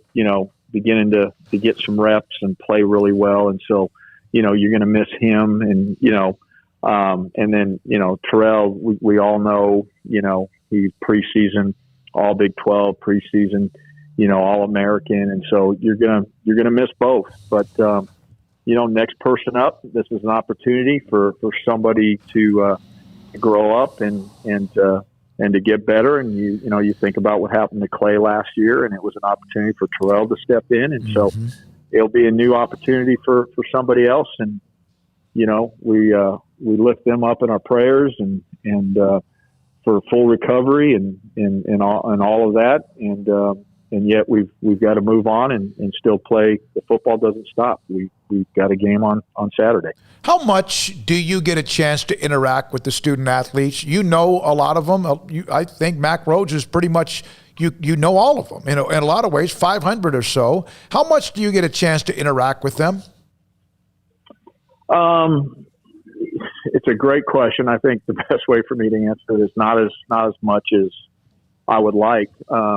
Probably more pre-COVID, to be honest. Yeah. The COVID stuff has really thrown out a lot of different layers, so not as much. But I try. I was down in the training room today talking to Terrell. I'm around student athletes at the events and in the training room and things. And so, man, I miss it. I miss not interacting as much with them as maybe I have in the past. I mean, they're why we have jobs. They're why we do what we do. And, it's just, man, it's great. It's great to be around them. One of those, things that is dissimilar between this year and end of the year is, Mack, I'm just guessing on your career, but between home games, you have home game, road games, and then nothing. This is probably be the largest gap between all your home games you've ever had in your career, isn't it? Yeah, by far. It almost feels like, not weeks between home games, but a season between home games. And so, yeah, it's just kind of the start, stop, this inconsistency. It feels like there's been no rhythm to the season. And again, we're not the only ones going through it. Others are, but that's just kind of how it feels, right? And just not a lot of momentum building, etc. But hey, it will make us better. It'll make us stronger. So, you got to deal with it and get better because of it. Mack, obviously it was just not enough on Saturday, but what did you think of the showing of your football team? I mean, a huge first half. That third quarter obviously got away from them, but, they could have – that game could have honestly, Mack, Iowa State could have ended up winning by 2 or 3 touchdowns the way the momentum had gone in the second half, but they fought back and, had a chance there until the end.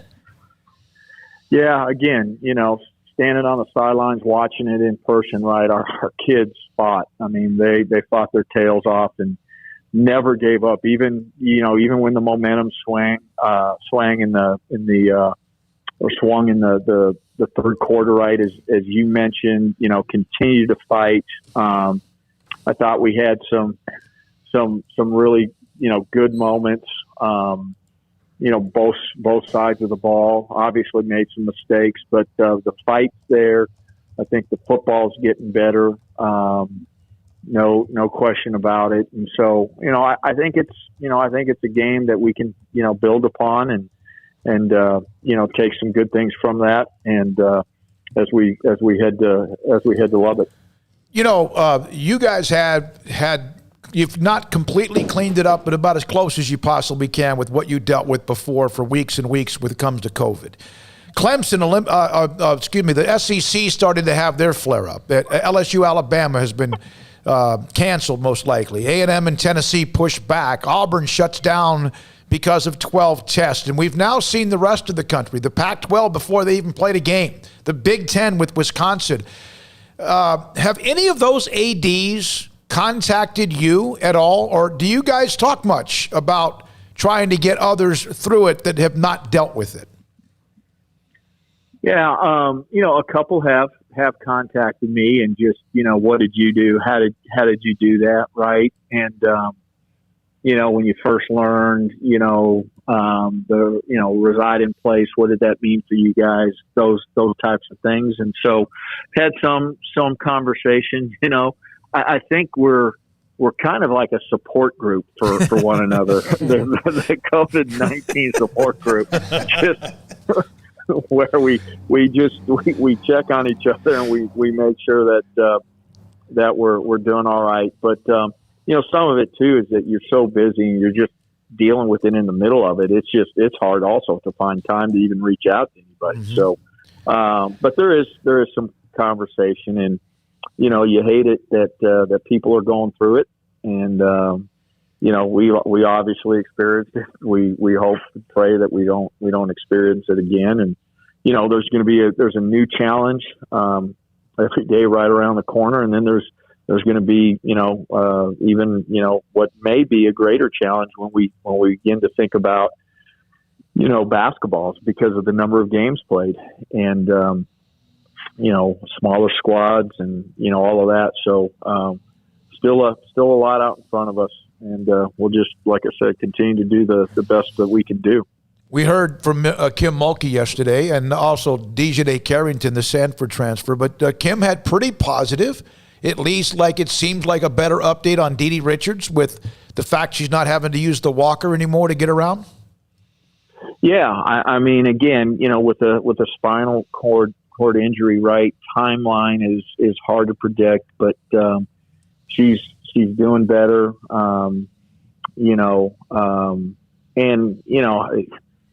If you think about one student athlete that's going to probably beat any odds, right, or any timeline, right, is probably going to be Dee Dee Richards. I mean, just that's her DNA, and she's such a hard worker and so tough mentally. But she continues to make progress, and we'll continue to see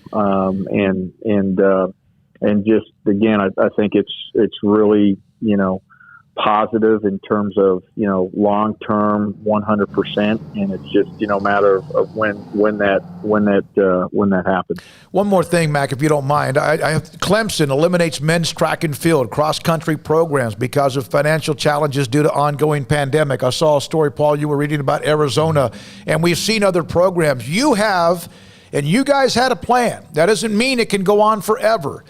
But where are you right now when it comes to the stability of all of your programs? Because I know that there's others that support the program individually. Your thoughts about where you are with all that we've seen? Yeah, I mean, we continue to be in relatively good shape as we compare ourselves to the national landscape. We've not had to have any conversations at this point in time about cutting sports. I think, we talked, it seems like forever ago that we went into this, with all of our cost reduction models, et cetera, right? Really, with one thing in mind, and that was protecting our people. So, continuing to pour into our student athletes and, preparing champions for life and our 4 pillars. And, at this point in time, we haven't had to reduce any of those services. We've been able to maintain them at the same level we always have, and then we haven't had to reduce personnel. We had everybody participate in a 1-week furlough, 100% participation throughout the department, and so that's all we've had to do at this point in time. We've made some operational reductions.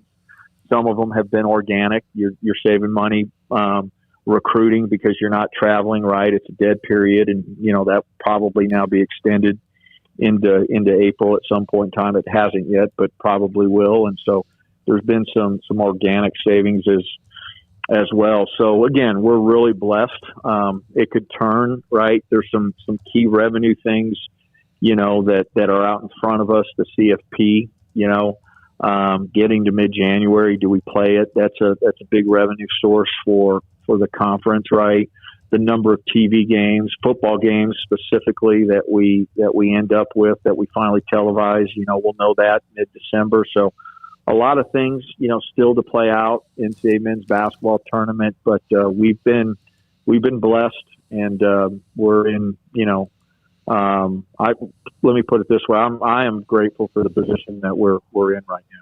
Mack, thank you. Appreciate it. Paul, anything else? Craig? All right. Thank you, Mack. Appreciate your time. Mack Rhoades, thank you for your time every Tuesday. Craig put this up on his Twitter timeline. On Dave Aranda, I'm at great peace. He's doing a terrific job. He's built for this, equipped for this, and we're going to be okay. Our fans don't have the perspective and the window into what goes on behind closed doors. Our program is extremely healthy. And it's getting a lot of feedback, as you can imagine. And a lot of it's just people who are retweeting it with what Craig put those quotes up on his timeline. Well, I think it's always good to hear from the AD and, just kind of, I think, going back to T-Rex's call earlier this week, I mean, yes, it's frustrating to watch some of the things that have occurred. Yes, it's frustrating to see them be 1-4 when they could very well be 3-2 or even 2-3, or, they could have a better record, no doubt about it. But I think that there were a lot of positives last weekend, and as easy as it was to be negative after Texas or after TCU, I can understand where there could be some negativity coming out of Iowa State, but I think it's time for everybody to kind of flip that switch. Let's just see this team play as well as they can for the next 4 games, maybe grab themselves a win or 2, who knows. But, given the setbacks that are well documented, and then the setbacks on top of that of your best players now out for the rest of the year, arguably what was going to turn into your best offensive player, he's now out. Your offensive line is still shuffling, but they looked better last weekend. So, there are positives. And at one point midway through the Matt Rule 1-11, I just decided, instead of just dwelling on every loss, because there's going to be more of them, it's about what is being built and what's going to be there next year. And then next year was 7 wins. It was 6 more. And then the next year was the 11 wins. And I think that there could be something similar brewing with Aranda. I mean, he is shorthanded on as far as preparation, planning, all those types of things versus what it could and should be. And I know others are as well, but I just think the predicament they're in, the losses that they've had, I see the positives, and I think there's stuff to build off of, especially after last Saturday. So that's where my focus is going to be from here on out, not so much on the coulda, woulda, shoulda. Mm-hmm. We've outlined all that. Those things are the same things every single week. But there are things that are getting better, and I think this team's going to be just fine.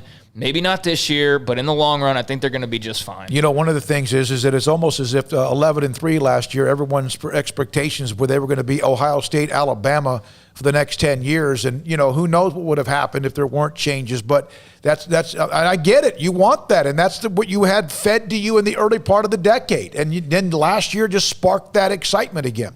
By the way, Sarah Rogers responded to that quote from you, Craig. Imagine that. Fans don't know everything. I will accept the critique and defer to those who know more than I.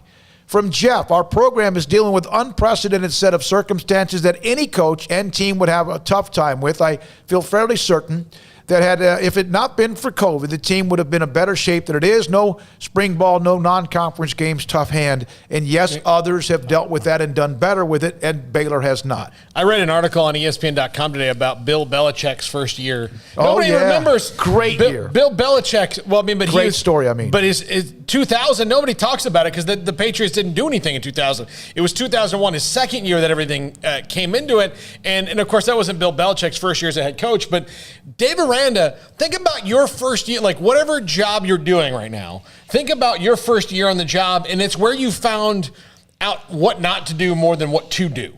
And I do that 39 years into the business. But even so, your first year, you spend your first month going into a place going, okay, this is how I go into my office, and this is where I park, and this is where I do this, and this is how I get here. And those little things build up. And then, okay, how am I going to be the leader of a staff? And you probably try a couple of different things to see what sticks and not. So Dave Aranda's head coaching arc it's not even arcing yet. I mean, he's still on the bottom rung of this. And, so I think once he really is able to hit his stride and treat things normally as he's trained to do it in the business, I think he's going to be fantastic.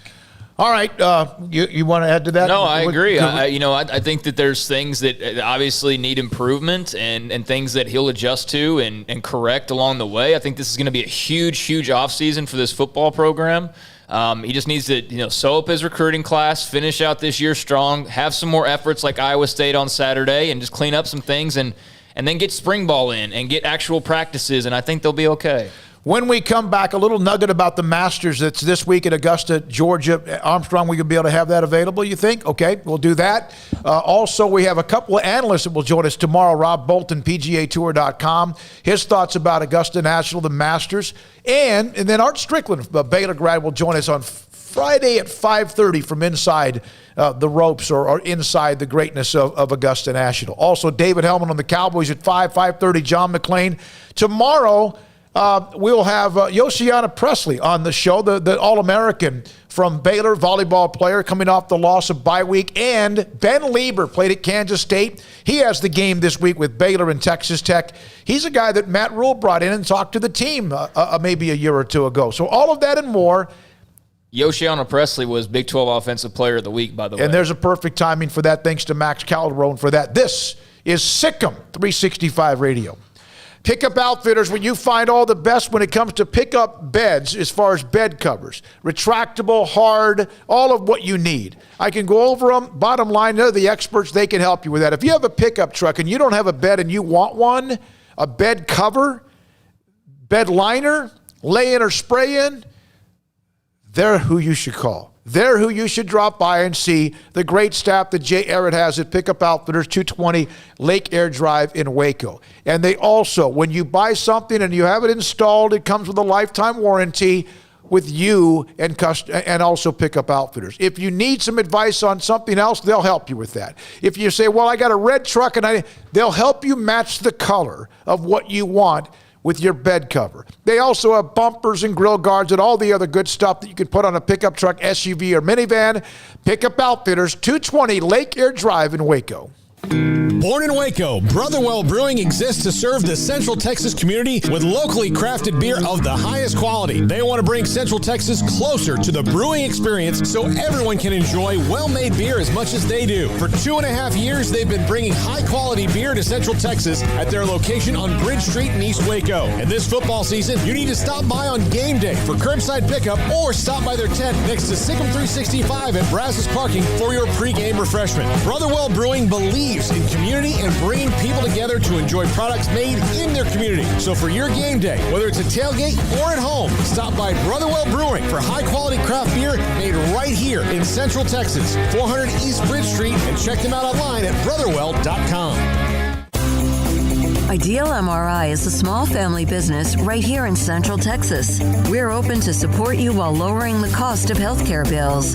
When you need an MRI, ask your doctor for an Ideal MRI. Visit us at idealmri.com or call us at 833-IDEAL-MRI. You want to know why Stonewood Dental is so successful? Listen to what happy customers have to say. It's pleasant. It's different than any other dentist office. I really feel like they care. And it's not that you're here for 2 hours waiting on someone to take care of you. It's quick and easy, and I bring my kids, and my kids love being here too. They really love the treasure box. Staff is really nice and accommodating, real friendly. You feel more like home. It's not sterile looking. Everybody has their own personalized rooms with decorations and decor, and they'll even have a blanket for you when it's cold. I've recommended people to actually come here, and they are patients now. I really love it here. It feels like family. Learn more, stonewood-dental.com.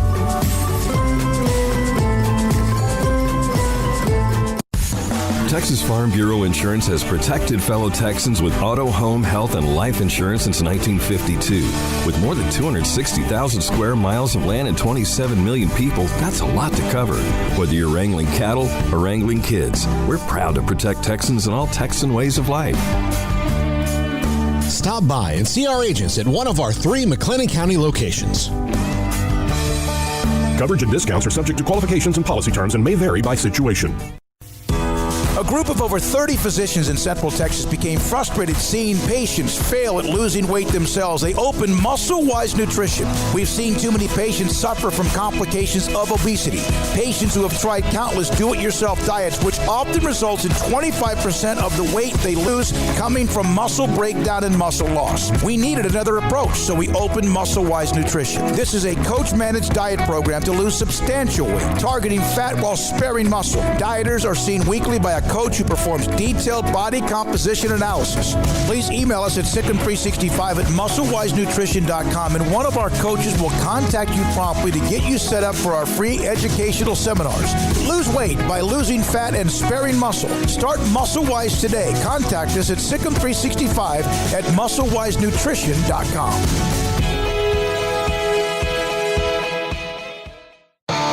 Welcome back to Sic'Em365 Radio. The Sic'Em365 Radio app is sponsored by Alan Samuels Dodge Chrysler Jeep Ram Fiat in Waco. Your friend in the car business at Loop 340 and east of 84. Come by. Let's be friends. Okay, here we go. This last part of the 4 o'clock hour. It's been how many months since Tiger won the Masters? Remember the amazing win back in 2019. There was no Masters this year. They moved it to this week. They'll have the Masters this week and turn around and have it that first week or so in April as well. Stay tuned. I'm going to give you some promotional opportunities to win a couple of dozen Pro V1 golf balls from Cottonwood Creek Golf Course. First of all, Bryson DeChambeau is tinkering with possibly using a 48-inch driver and just maul Augusta National. It's always been a long hitter's course. He hits the ball higher than he almost hits it far. It's silly.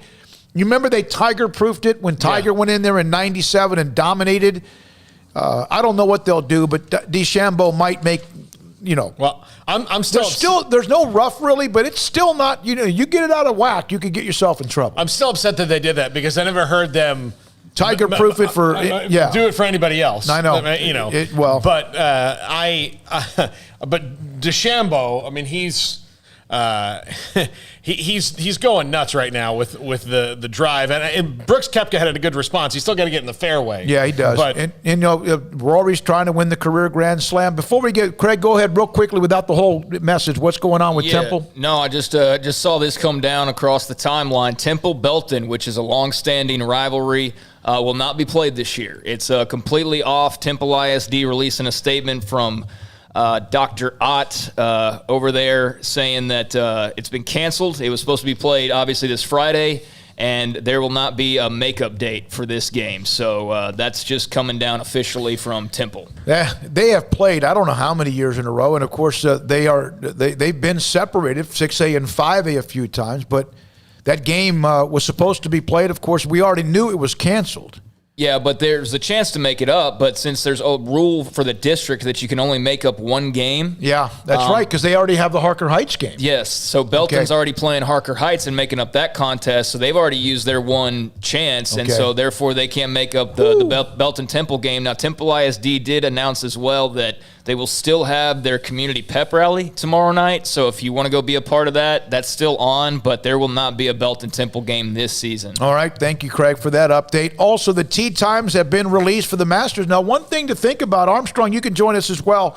They're going to be a little bit earlier than normal when you see some of the guys go off, especially on the weekends late, because it's darker, because you're dealing with it gets dark there, like 5 o'clock here. You start having some pretty bad problems at 5:15 when we're closing out the show. Yeah. So that's interesting, right? Yeah, that is interesting. And it's not going to be completely as beautiful green as humanly possible. There's going to be maybe a few spots, but they have all that underground, whatever they can do around the greens or whatever. It's going to be as pristine as it could possibly be considering it's November. Yeah, absolutely. It will still look better than most people's yards listening right now. Than any people's yards, unless it's maybe in Malibu. I was watching, John Rahm, skip rocks into hole-in-ones today. Incredible. That was incredible, man. And the course, other than there was kind of like an area behind him, which you could tell that they were, the plants or shrubbery or whatever you want to talk about would not be the same because it's not going to grow this time of year. But the grass looks pretty much the same to me. Yeah, it does. And then Tiger Woods, it's the Champions Dinner tonight. And I always wondered if he'd ever have another one. And the Champions Dinner includes The Augusta roll, tempura shrimp, spicy tuna, avocado, eel sauce, tempura flakes, pickled ginger, wasabi soy sauce. I'm down with some of that. I like a good roll every now and again. Not all of that, but I mean, I'd have it. Eel sauce? Yeah, I don't know what that is. It's fine. You'd like it. Oh my God. Prime steak, chicken fajitas. Chicken fajitas. All right, there we go. Grilled vegetables, refried beans, Mexican, and also Mexican rice and all the other stuff with it. The dessert trio. The dessert trio. Or could be the desert. The dessert trio. Classic flan. What the hell is that? Flan. Okay, that's why I didn't know it. Flan? Yeah. What is flan? Is that like something you burn? No, it's kind of like a pudding. Okay. Churros with chocolate sauce. Why not just say pudding? And then it's not pudding. And then sopapillas. All right. Tiger loves him some Mexican food, some Tex-Mex, I guess. Yeah. And it's got a little of that West Coast flavor to it as well with that roll. What's the what are they pairing it with, Smokey? 2015 Schaefer Red Shoulder Ranch Chardonnay Carneros Napa Valley. That's a wine. Yeah. And the 2015 Schaefer Hillside Select Cabernet Sauvignon. Stag's Leap District, Napa Valley. Well, I mean, you were trying to think I was going to be able to say all that. No, I was just curious because So they're going to have wine. Yeah, a lot of wine. Served in honor of Mr. Tiger Woods after he yet won another Masters. Yeah, still can't believe that happened. Still can't believe that happened last year. It was incredible. And it's been a long time since that time. I know we got to go. The Masters tee time, David Hellman in the next hour. The Masters tee time's released. For example, on Thursday, Mickelson, Abraham Ancer, and Bernd Wiesberger will tee off at 11:27. I believe this would be Eastern time. Adam Scott Morikawa, who won the PGA? Is that he won the PGA championship? And Tyrell Hatton right after that tee time. And then here you have the bangers. Justin Thomas, Fitzpatrick and Koepka, then Dustin Johnson, Cantley, and then Rory McIlroy. And then you have Zach Johnson, Justin Rose, and Cameron Champ. And, of course, Zach Johnson's won the Masters. Tiger will be with Shane Lowry and Andy Ogletree. They'll tee off in the number 10 tee box on Thursday. Early. Is that right? I thought he was going to tee off so on Friday he'll tee off about noon. Jordan Spieth right behind him with Gary Woodland. Patrick Reed right in front of him. John Rahm, DeChambeau, and Louis Oosthuizen. Wow. Oosty at 7:33 a.m. bright and early. Tee box number 10. They'll go up to 2 different tee boxes. That's another thing they had to do because of the time constraints as well. So that's the Masters. And finally, put up the graphic. I know we got Armstrong. This is the graphic. Armstrong, who did this one? Is that Jack? Yeah, that was Jack. CJ and Armstrong. Jack. We are so lucky to have all of you. Here's something that I put up on the premium section and also the regular section. You can email me picks, but you have to read this. Don't just give me DeChambeau, Justin Thomas, Brooks Koepka, and whoever else. Yeah. You can only take 2 of the names at the bottom of the screen. You can go to Sic'Em365.com, and there's a thread, the Masters promotion. You can pick 4 names, but only 2 off of that list of players. Email them to me, Smokey at Sic'Em365.com. Cottonwood Creek, Kenny Duron, the pro. The winner's going to get 2 dozen Pro V1 Titleist golf balls. Go to the premium section for more information. David Hellman is next. Brotherwell Brewing. A lot of stuff going on this week. Thursday night, they've got Trivia Night hosted by the folks from the Waco History Podcast. Plus, Thursday and Friday night, you can get food from Po' Boy Place in the evenings, and the East Side Market tops off the weekend this Sunday. So a lot of cool stuff going on starting Thursday, 7 p.m. to 8:30. So Randy Lane and Dr. Stephen Sloan will be hosting a Trivia Night there, and you can get Po' Boy Place, which you haven't had that yet. It's fantastic. And if you are a fan of craft beer, then you need to check out Brotherwell if you've not done it yet. 400 East Bridge Street, just down from where we are here downtown in Waco. It's a really cool place. You can get curbside, you can get takeaway, you can call ahead, whatever you want to do, or hang out outside in the beer garden at the brewery. Brotherwell Brewing. Find out more on Facebook and Instagram. With so many companies and policies out there, it gets so confusing shopping for insurance, and I never know if I'm getting the policy that's right for me. Luckily, I met the team at the Niche Group Insurance Agency. With the Niche Group, you can go to one company and get access to coverage options from many insurance carriers, and you get to speak to a real person about your specific coverage needs. With the Niche Group, I know I'm getting the right coverage at the right price. If you need insurance, talk to the experts at the Niche Group at 1-800-258-8302. Stepping into the boots of a U.S. Army officer can add confidence and leadership skills to your son or daughter's career path. See all the things they can achieve in our boots at GoArmy.com. U.S. Army Waco Recruiting Company, 254-598-8131 or 254-776-1543.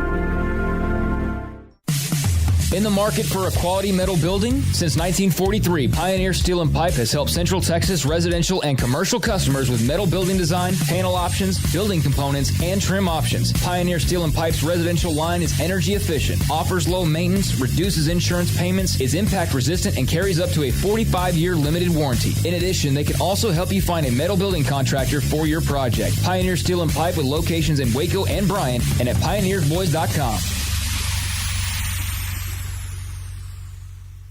Let's face it, some people just like driving around in the new.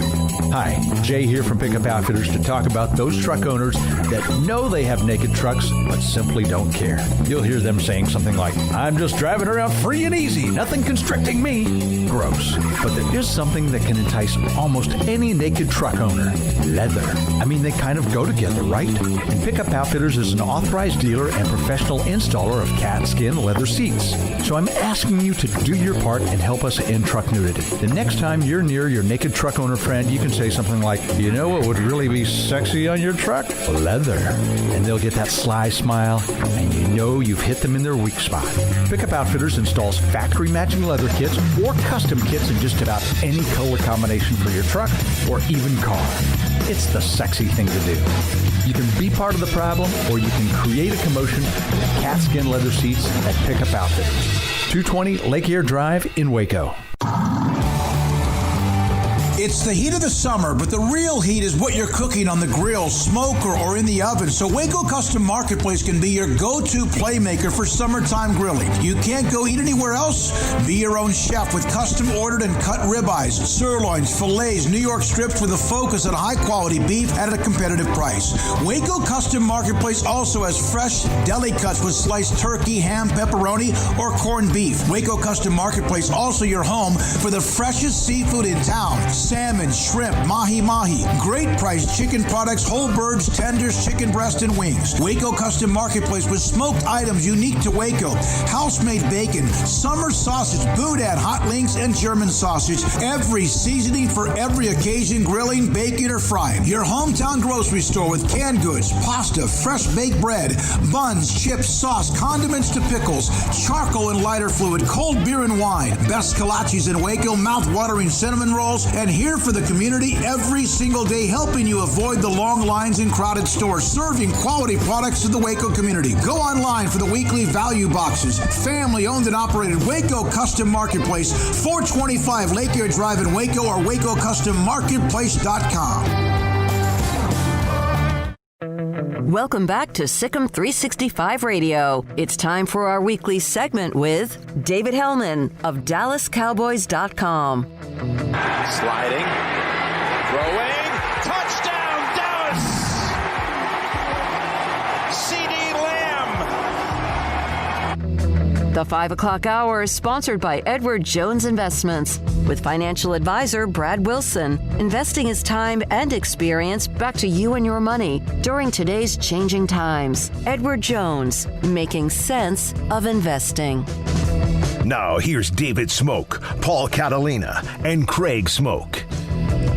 All right, here we go. This 5 o'clock hour, David Hellman, DallasCowboys.com. And every time you turn around, there's some other, and I hate to use the word, but some kind of a rock coming off somewhere to hit you. And Trayvon Diggs is out. Obviously, the Cowboys with a hell of an effort, David. I sat there and watched that game, and it looked like Pittsburgh was sleepwalking, but that doesn't mean Dallas doesn't get credit for what they did. Your thoughts just overall about the game with Pittsburgh, and of course, now they have the bye week to kind of maybe get healthier if they can, although the news then about Diggs. Yeah, I don't know if they're getting too much healthier. It kind of is what it is on that front, at least for the most part, but yeah, you got to give them a lot of credit. I mean, it's easy to fall into that trap of, they just got washed off the field 2 weeks in a row against Arizona and Washington, and I think people expected that to happen 10 more times this season. And kudos to them for digging down and reminding us all that they're all still professional football players, and that's what, professional football teams should be capable of. I didn't expect them to win, but to put that good of an effort forward, I thought was really impressive. I know there's a lot of debate about whether you should take pride in moral victories, but for what this team doesn't have in terms of injuries, I thought it was impressive that they literally took it to the final snap. David, this was the first week that it looked like they were all kind of mentally on the same page. Do you think that's the coaching staff maybe kind of coming and hitting a note they haven't yet? It sure seems that way. I mean, I think you can point to a variety of things. I'll be honest. I was one of the people that rolled my eyes that, they traded Everson Griffin, they cut Dontari Poe and Daryl Worley, and my reaction was like, oh, okay, what's that going to do? But maybe it really did shake things up. Maybe not like, scare guys, but just kind of, shake the personnel up and send the message that, you're not going to tolerate losing games by 25 and 30 points every week. Because, I mean, that was, of all of the things that impressed me or surprised me, and there were a lot of them, whether it was Garrett Gilbert or the fact that they, had the lead for most of the game, but the run defense was, against a team like Pittsburgh that really likes to play that way, for them to basically force the Steelers to abandon the run after, we've seen multiple teams run for 200 and 300 yards on this defense. I couldn't believe that. And I think they deserve a ton of credit for it. And on that note, David, I've seen a couple tweets from your timeline, quotes on DeMarcus Lawrence. Seems that, he's been the brunt of some negativity so far this season, but there was a lot of praise for him the last couple of days. Absolutely. And, he was the guy that kind of kickstarted all of the talk about the mental makeup of this team when he said they didn't have enough fight or enough backbone. And, he came out on Sunday and said, this is more like what I want to see. And, he's going to, especially when the team's losing games, I mean, you're always going to get dogged when you're a $20 million player and you don't get sacks. But I think he's been playing fantastically over the last 2 or 3 weeks. He's such an active player. If you rewatch the game, you see his contributions in the run game and pressuring Ben Roethlisberger.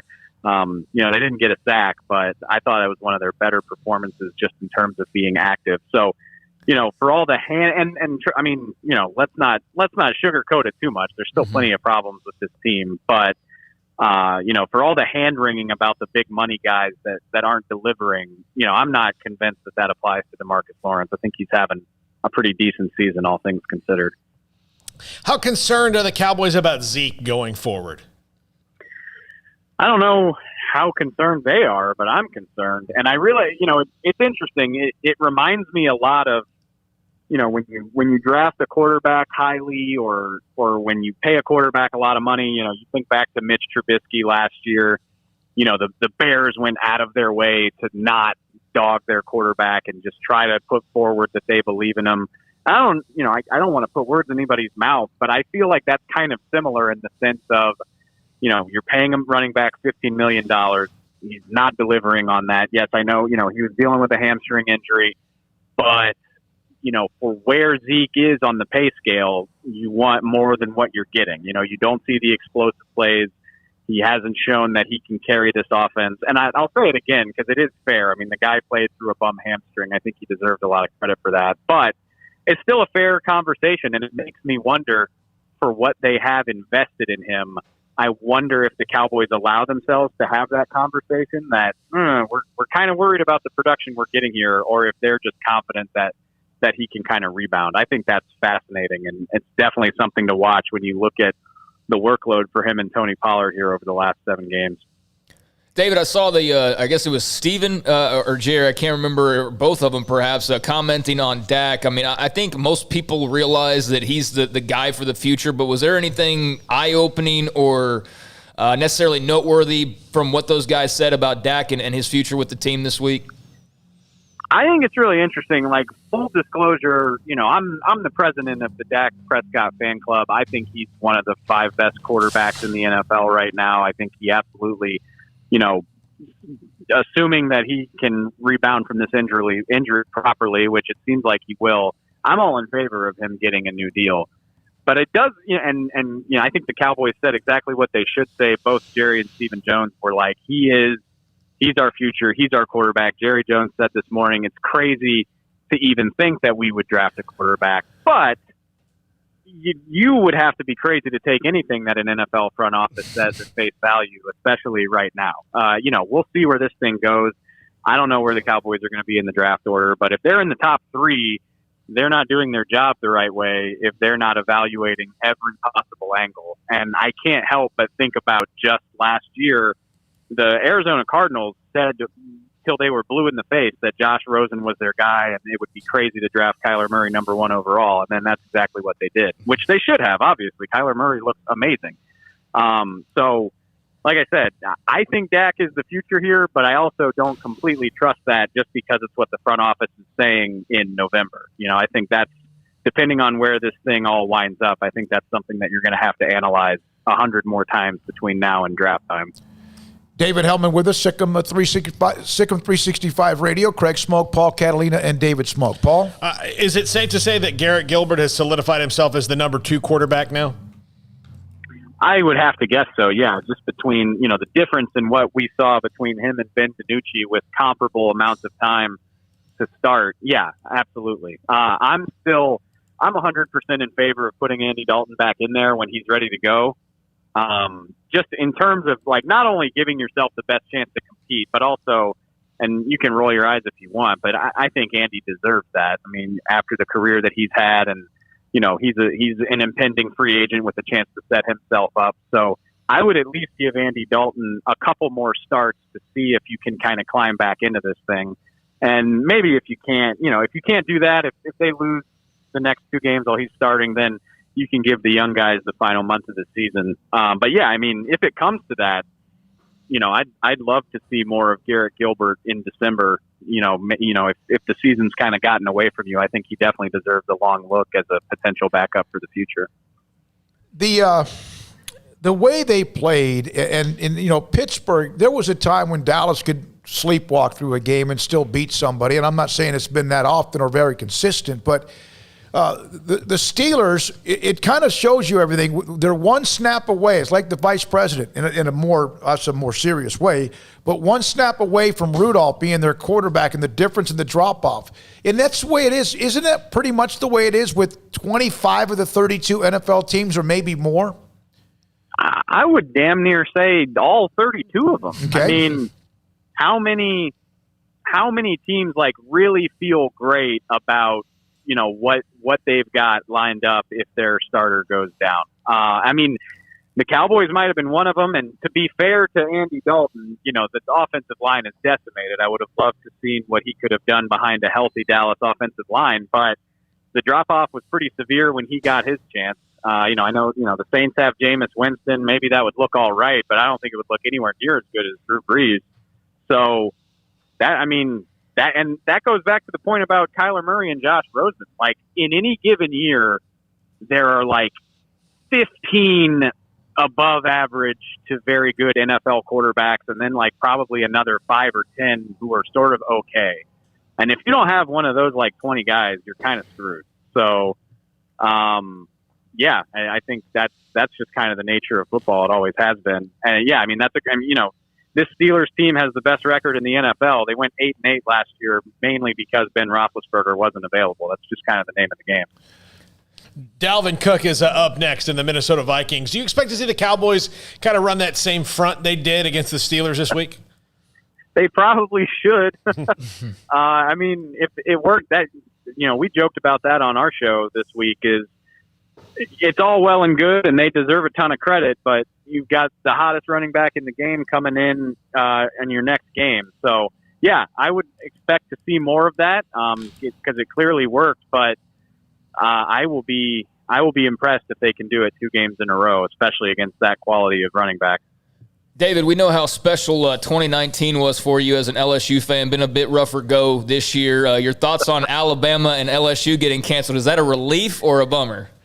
Are you kidding me? I've never been happier to find out that my team wasn't playing a game. I literally, honestly, I was joking with a buddy of mine literally right before y'all called. I was like, they can cancel the rest of the season for all I care, because after what I saw against Auburn, I'm not sure LSU has a win left on the schedule. So, I mean, it's COVID related, so I don't want to make too light of it. I hope everybody's healthy and okay, but if you like, yeah, I'm more than happy that I don't have to spend my Saturday night watching Alabama put 60 points on us. Fair enough. I totally understand. Listen, that. you can catch up on your Netflix. Yeah, no, I literally, I could just stare at paint dry and have a more fulfilling night than watching what Alabama would do to us. Because after what we did to them last year, like, they're not going to take it easy on us. So no, they're going to. I hope that game just never gets played, honestly. Like I said, like if LSU doesn't play again this year, I'm totally fine with that. Let me tell you that I can understand. Paul's kind of been able to keep monitored Florida State. They upset North Carolina. You get one of those. But Nebraska was on the Big Ten Network Saturday. I couldn't get the network, which was the greatest thing ever. Like, for some reason, that was the only channel on all of what I have with Spectrum that wasn't working, and I didn't care. It's that you're not going to get that apathetic, obviously, because they just won a national title. But it's crazy how you just are so numb to it this year, or for me, the last 15 years, you don't care.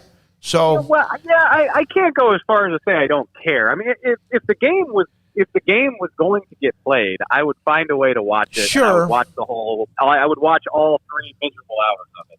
But you can't convince me to be upset about it not being played. And I mean, it's kind of like the Cowboys.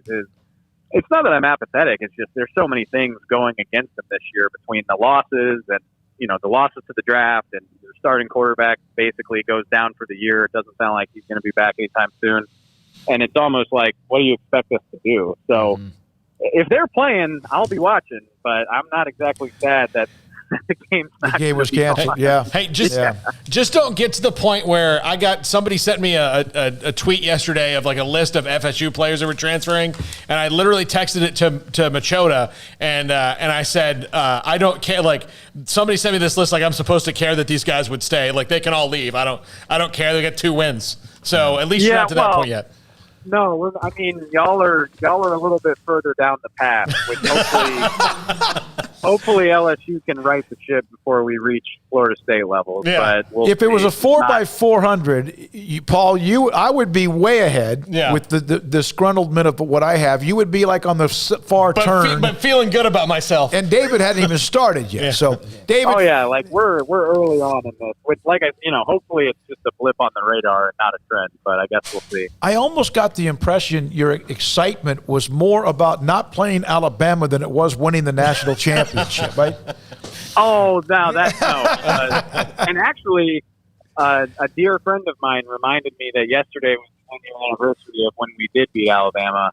And, I mean, that night and the night that they won the national title were, top 5 moments of my life. So, I'll take all of this. Like, if everybody we play the rest of the year runs 50 up on us, I don't care, because I'll have that forever. Yeah, you're right. Thank you, David. Appreciate it. David Hellman with us, DallasCowboys.com. We'll have John McClain in a little bit. This is Sic'Em365 Radio. If you are in the market for a new home or trying to sell your existing home, you need to call my buddy Lance Donaldson and the Donaldson family team, brokered by eXp Realty, or online, just Google Lance Donaldson or lancedonaldson.exprealty.com. You can see all of his listings. You can get his phone number, 254-214-3713, and you can find out about Lance. And I'll tell you just the thumbnail sketch of Lance. Great guy, going to be fun to look at houses with, and he's going to find things about the house or what you're looking for that you didn't even know you wanted. He's going to hear those things, and he's going to translate them into finding that dream home for you and getting you a great deal on the home that you're trying to sell, whether it's buying or selling, or probably both, because sometimes you have to do both. Lance Donaldson is your guy. Lance Donaldson, brokered by eXp Realty, 254-214-3713.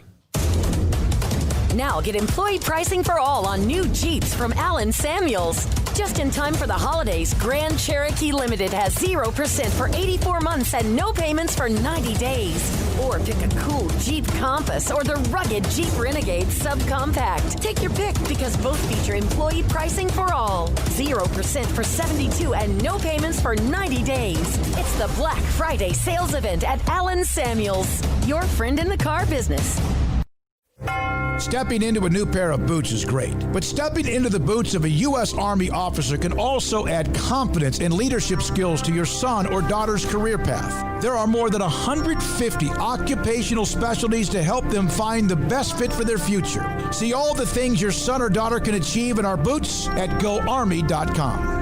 U.S. Army Waco Recruiting Company, 254-598-8131 or 254-776-1543.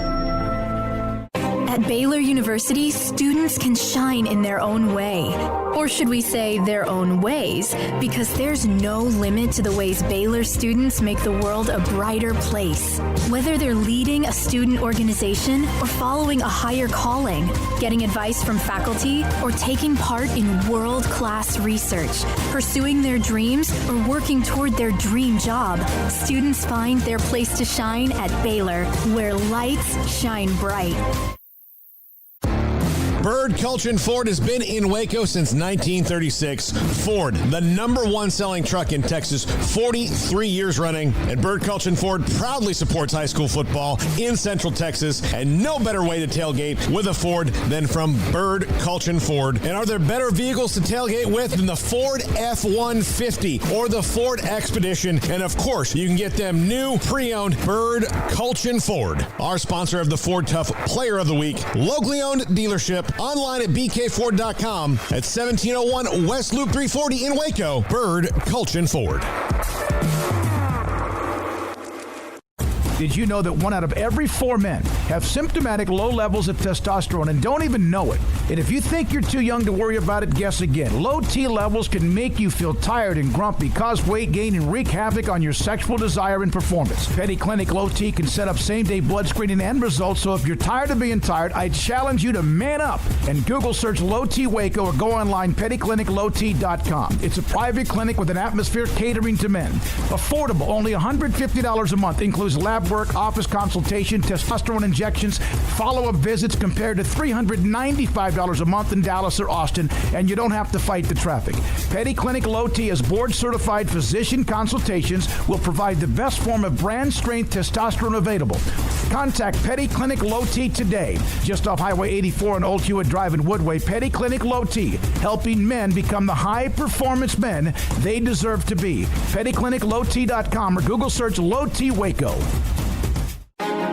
Texas Board Certified Personal Injury Trial Lawyer and Baylor alum David Willis and Baylor alum Parker Willis are ready to help if you or a loved one has been wrongfully injured in an auto accident, SUV rollover, industrial accident, 18-wheeler crash, or were seriously injured by a defective product or recall drug. Call them for a confidential and free case consultation at 1-800-GOT-HURT or visit them at texastriallawyer.com. Principal office located in Houston, Texas.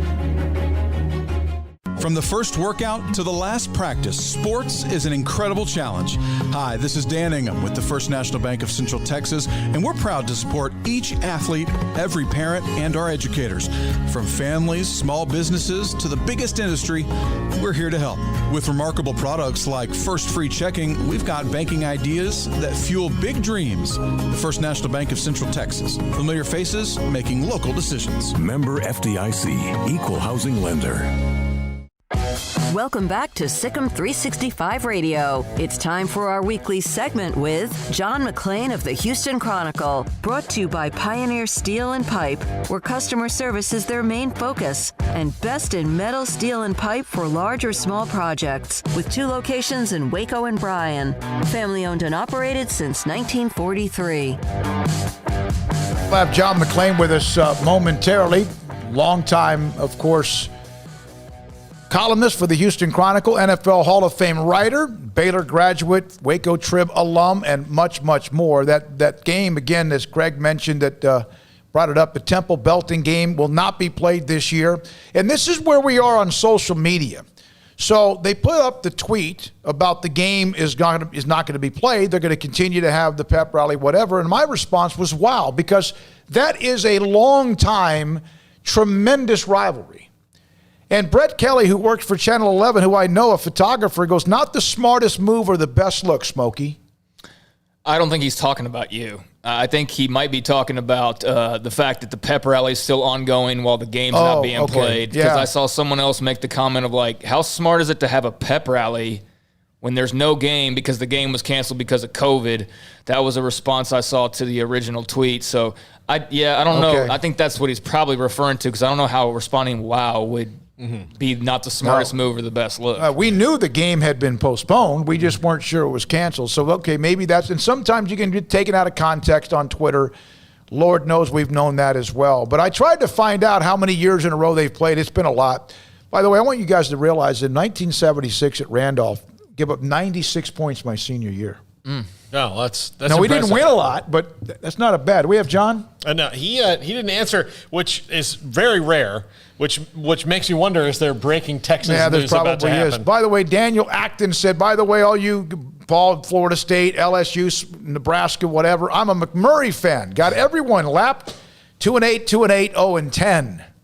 See? Daniel, thank you very much. It's always you know what, though? That's a fan right there, man. That's a fan. Like, you put up with that year after year after year, and you still support the team, and you still support the program. And I know Baylor's got their own history of that because Lord knows, far before I got here and before, Art Briles, basically, there wasn't a whole lot to write home about. And there weren't a lot of fans out there at Floyd Casey most times, but there were loyal supporters, and those folks are still around as well. And so, I love those types of fans that you can be mad at the product, you can be upset, disappointed, but you either love them through thick and thin or you don't. You don't just hop on the bandwagon when things are going well. Now, Paul Catalina, you got him? No, I was going to go, but I'll answer this question. One of the ones that's interesting is that, so we got a text on the text line, on the Riverbend Liquor and Wine text line from Sippy Sports Show. He said, I see that you guys are Baylor guys. Any chance you can give Larry Fedora back to Southern Miss? In which I responded, we need to talk. He goes, what? We want to discuss the matter, right? And he didn't quite, the person, I don't think he expected us to respond to him. Yeah, no, I looked him up. I don't know if he expects most people to respond to him. I mean, he might be a Southern Miss guy. He covers. But if anybody was going to, it would be him. I know. It would be. I think it's one of those things. Here's the thing: if you wrote a letter to Santa Claus and he called you on the phone, it would be surprising. He'd be like, "Oh, hey, wow!" That's the same kind of. So how does it affect him and chimneys? Yeah, I don't know. How does? I mean, is there a COVID filter on the chimney we can put up for Santa now? I think Santa's immune to it. Santa's immune. Yeah. Santa's immune. He's got that special Christmas magic. But he can make reindeer fly. I'm sure he can. Yeah, I mean, I don't know on the Larry Fedora thing. I don't know much about Southern Miss's situation. Obviously, he's got a history there. And this is just a random question. I mean, it's not like a breaking news story or anything. But, I have seen a couple of tweets here and there of just regular college football talk. Southern Miss fans kind of throwing the idea out there. Who knows? I mean, nothing, though, to go off of and even try to react to it really much right now, though. Yeah. I mean, he's the Baylor offensive coordinator. His offense looked better last week. I think full spring ball is so important for this entire football team, and I think that they will get that eventually. But, I think it's too quick to make any kind of a full judgment on anything that we've seen this year, and that includes Larry Fedora. I mean, the guy's been around as long as he has with the success that he's had for a reason. And it may not be what people want to see right now, but given the circumstances, they're getting better, it appears, and that's all I'm asking for at this point. I just wish that, and we don't, and I know that the different staffs react differently and different access. It would be nice to be able to hear from them, and I know that there's a lot of places where you can't. They're not available, and at least the coordinators, and maybe that will change at some point. Yeah, I mean, I liked that Texas, and I don't know if they still do it, but I know as of last year, 2 years ago, they would have the weekly press conference, and then both the offensive and defensive coordinators would talk. And I always thought that was a good deal to have. But, it's different strokes for different folks. But for Baylor forever, as far as I've covered them, there's been everybody you could get a hold of them for the most part. You could, but, I mean, mostly it was Phil Bennett just stopping and doing an impromptu media thing outside the gates is what it was most of the time. A lot of the other Browse assistants hardly ever talked. I mean, you could book them, but they hardly ever were, regular. Yeah. That was kind of a difference with Matt Rhule. All right, we're now joined by Hall of Fame columnist John McClain of the Houston Chronicle. And, John, I saw some of the stats that came out. The NFL kind of facing a little bit of a, uptick when it comes to COVID. Your thoughts about what's going on? Well, first of all, because it's what all the medical experts told us, when the weather gets colder, when we get into fall and winter, that the positive tests are going to go up. We set records every day. Texas just became the first state with more than 1 million, and I think it's 1 million. Is that right? And Maybe it was 100,000. I can't remember. But we set a record. And so I think in the NFL, they will do everything they can to play a game. If you have to play with 16 practice squad players, they'll do it. And what would be unfair is, say, one team finished 10-6 and the other finished 10-5 because it didn't play a game. The 10-5 would have the better winning percentage and would get in. The team that played the extra game would be penalized. They're trying to avoid those situations at all costs. I do believe we'll go to 16 playoff teams this season as they had in 1982, which was really exciting. And I think if college programs were testing every day like the NFL does, you'd see a whole lot more kids down in college, coaches and students and everything. John, the Texans got a win over the Jaguars.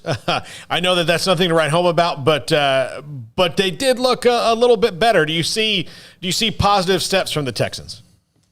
Not based on that game, I don't. Beating Jaguars like beating a JV team, allowing a rookie sixth-round pick quarterback who'd never taken a snap to throw for 305 yards to come within a 2-point conversion pass to force an overtime.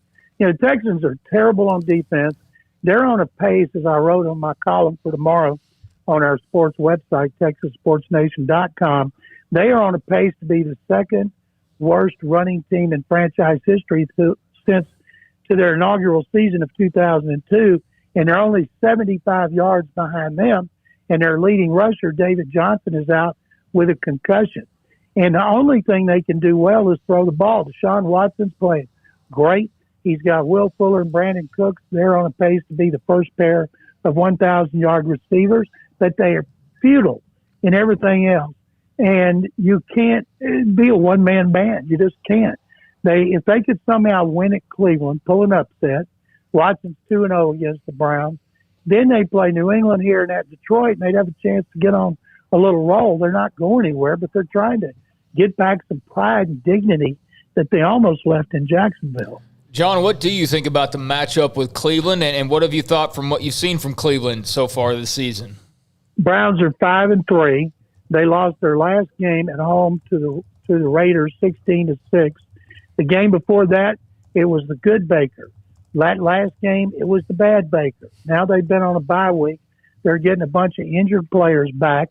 They run the ball 150 yards a game, 5 yards a carry. The Texans are last against the run, and they should run for 200 yards at least.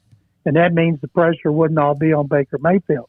Looking at Baker Mayfield on it should be Hyde and Jekyll performance.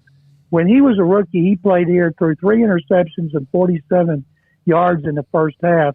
And then he came back and threw for 343 yards in the second half and no interceptions. And they almost beat the Texans. If it was not for Watson, they would have. So you never know which Baker Mayfield you're going to get. And by the way, any Cowboy fans out there upset because they lost to the Steelers, give me a break. You do not want the Cowboys to win. It would not do them any good. So what if they won the worst division in NFL history? You should want them to lose and get high picks and help replenish their defense with those high picks. John, Garrett Gilbert, he played reasonably well for the situation, but yeah, the Cowboys shouldn't want people to get fired up and do that. They have a lot of picks. They got maybe 3 compensatory picks coming, right? They do, and they're going to. I just don't understand. Yes, you want your team to win, but I'm guessing last night Jets fans were holding their breath because they came within an eyelash. 51-yard field goal with no time left of having competition for the Trevor Lawrence pick. And I saw where Jerry Jones said, they're not going to draft a quarterback, and that's fine. But what if they're in a position to get, say, Justin Fields? Think of what they could turn that into for an army of draft choices. So when you're as bad as the Cowboys and you've had as many injury problems as the Cowboys have, you should want them to lose. It's understandable. It's acceptable to lose in that situation. You get Prescott back. You hope to get your linemen back healthy. And then you use those picks to help improve a defense. Plus, they're going to have a new defensive coordinator next year instead of Mike Nolan. And I don't think the Cowboys' turnaround would be all that difficult. John, I saw where the NFL owners approved a proposal that will basically reward teams for developing minority coaches and executives in the front office who then go on to become head coaches and general managers. I mean, there seems to be kind of some details I'm leaving out here, but why does this seem so hard, and what do you think of the way they're going about it now as far as trying to reward teams for developing and hiring minority head coaches? Last year, Craig, they came out with the idea that if you hired a minority head coach or GM, you'd get draft picks. Well, everybody hit the roof. Every minority coach and GM candidate came out and said, I don't want to get a job and have people wonder behind my back if I got it because we got draft choices. That's not the way you want it. And so now they're going to reward teams that develop minorities, and it's not just African Americans, it's Hispanics, Asians, everything. But what you're going to have is an organization over there saying, interview my guy, interview my guy, interview my guy, because he's not going to be your GM. He's not going to be your head coach. So you want him to get a job so you can help get a draft pick. And I don't know that I'm for that. Just on the surface, it's not a good look. But if it helps more qualified minorities get jobs instead of incompetent white people, and there's so many of those out there getting jobs, I'm all for that. How do you feel like Deshaun Watson, considering they lost Hopkins and they're having a bad year? Where is he, in your opinion, as far as the kind of year he's having? He's playing great. He's on a pace to have career highs in yards, 4,700, touchdowns, 34, turnover interception ratio of plus 24. He's number 2 in the league in average yards per attempt. He's had 6 consecutive games of a rating of at least 109. In those 6 games, who include Pittsburgh, Green Bay, and Tennessee, he has had 15 touchdowns and 3 interceptions. And he started running more in Jacksonville, 10 for 50, both season highs, because they can't run a lick. And so Watson is playing great. Will Fuller and Brandon Cooks, his 2 starting outside receivers, are on a pace for 1,000 yards. That means they would have their first pair of 1,000-yard receivers. Andre Johnson and DeAndre Hopkins didn't do it when they played together. So that's all they got. They got a really good passing game, but that puts so much pressure on Watson on every pass play. And if the other players were playing anywhere near like he is, they wouldn't be the biggest disappointment in the NFL. John, how about that Monday Night Football game last night? Well, when I got back to my hotel in Jacksonville, I had to finish writing. I didn't turn on TV because I didn't want to be distracted, and I knew it was going to be a close game between the Saints and the Bucs.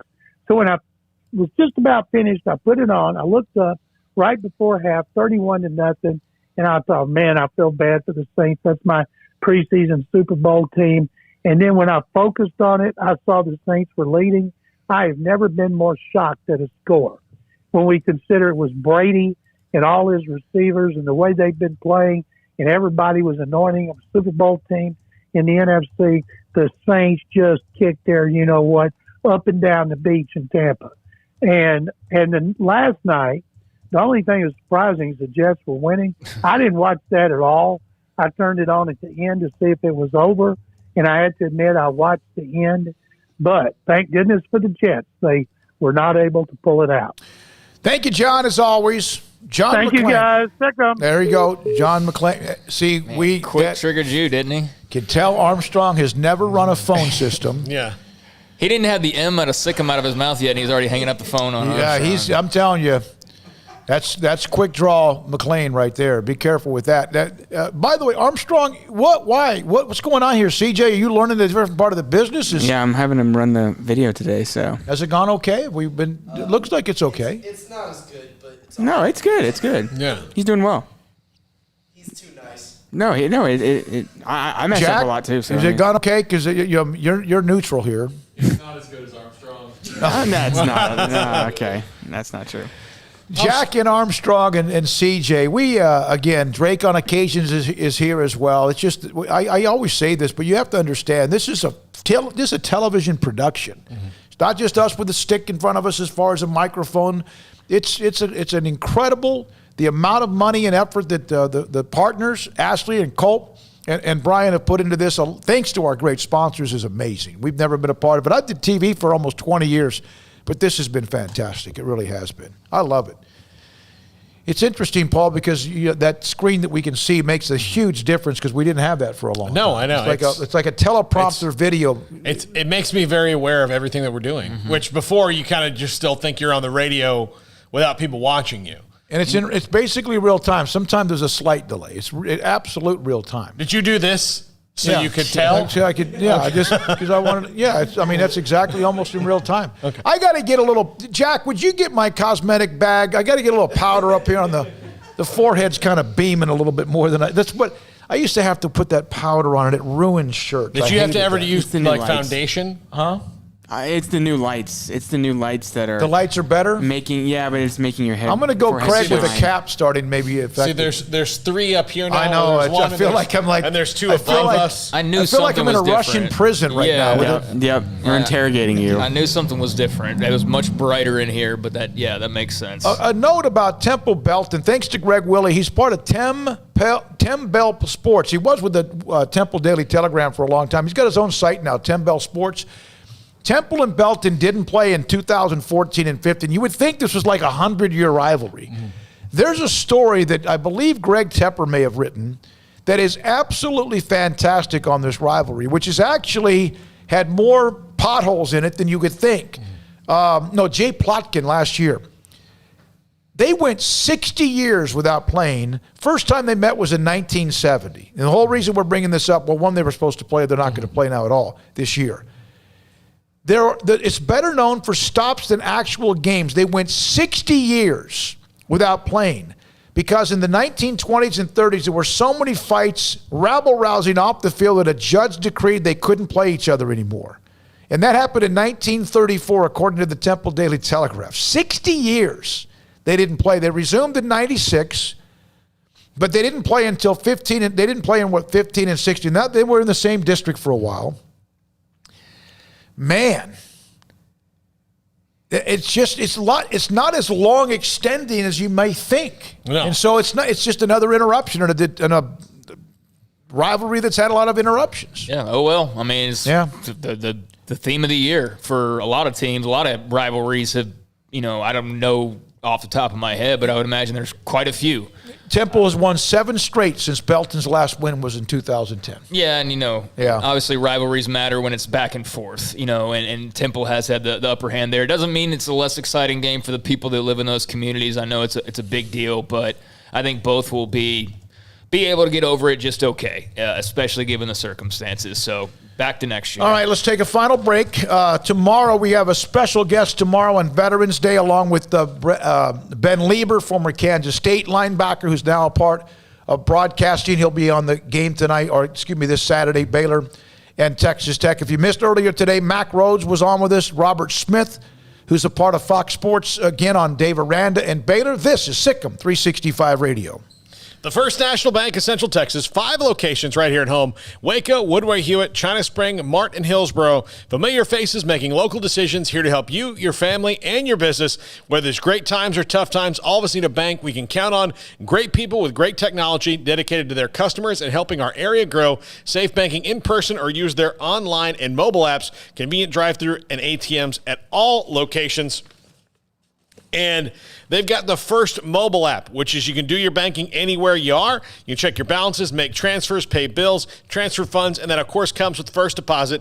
Deposit a check using your smartphone camera. Just snap a picture, front and back, and of your check. Choose your account and deposit, and you're good to go. The First National Bank of Central Texas, 5 locations right here at home.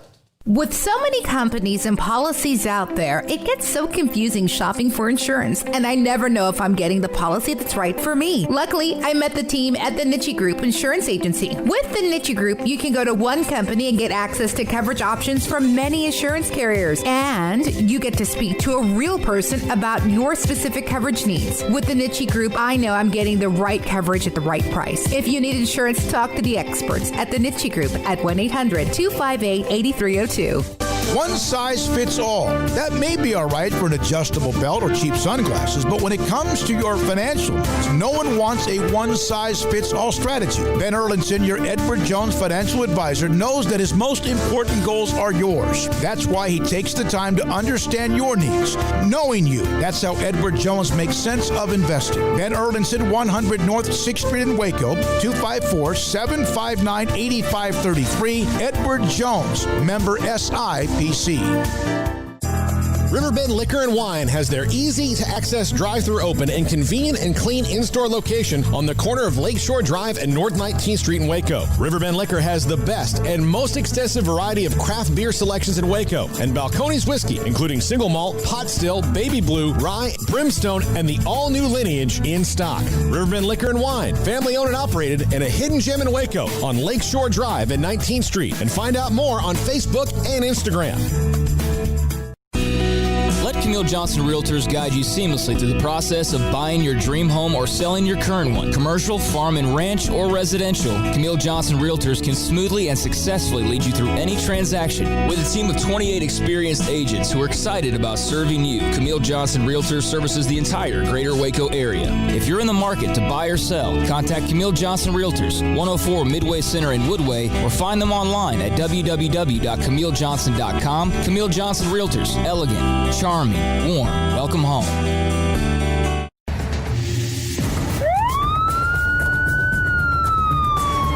If you or a loved one or friend has been arrested and you can't afford bail, trust Terry and Chase Chapman at Chapman's Bail Bonds, covering Waco and McLennan County for over 25 years. Chapman's can bail you out anywhere with experienced, knowledgeable local agents who are committed to serving you professionally, respectfully, and with the highest integrity. Chapman's understands your privacy is important. Your freedom can be secured fast when you use Chapman's Bail Bonds.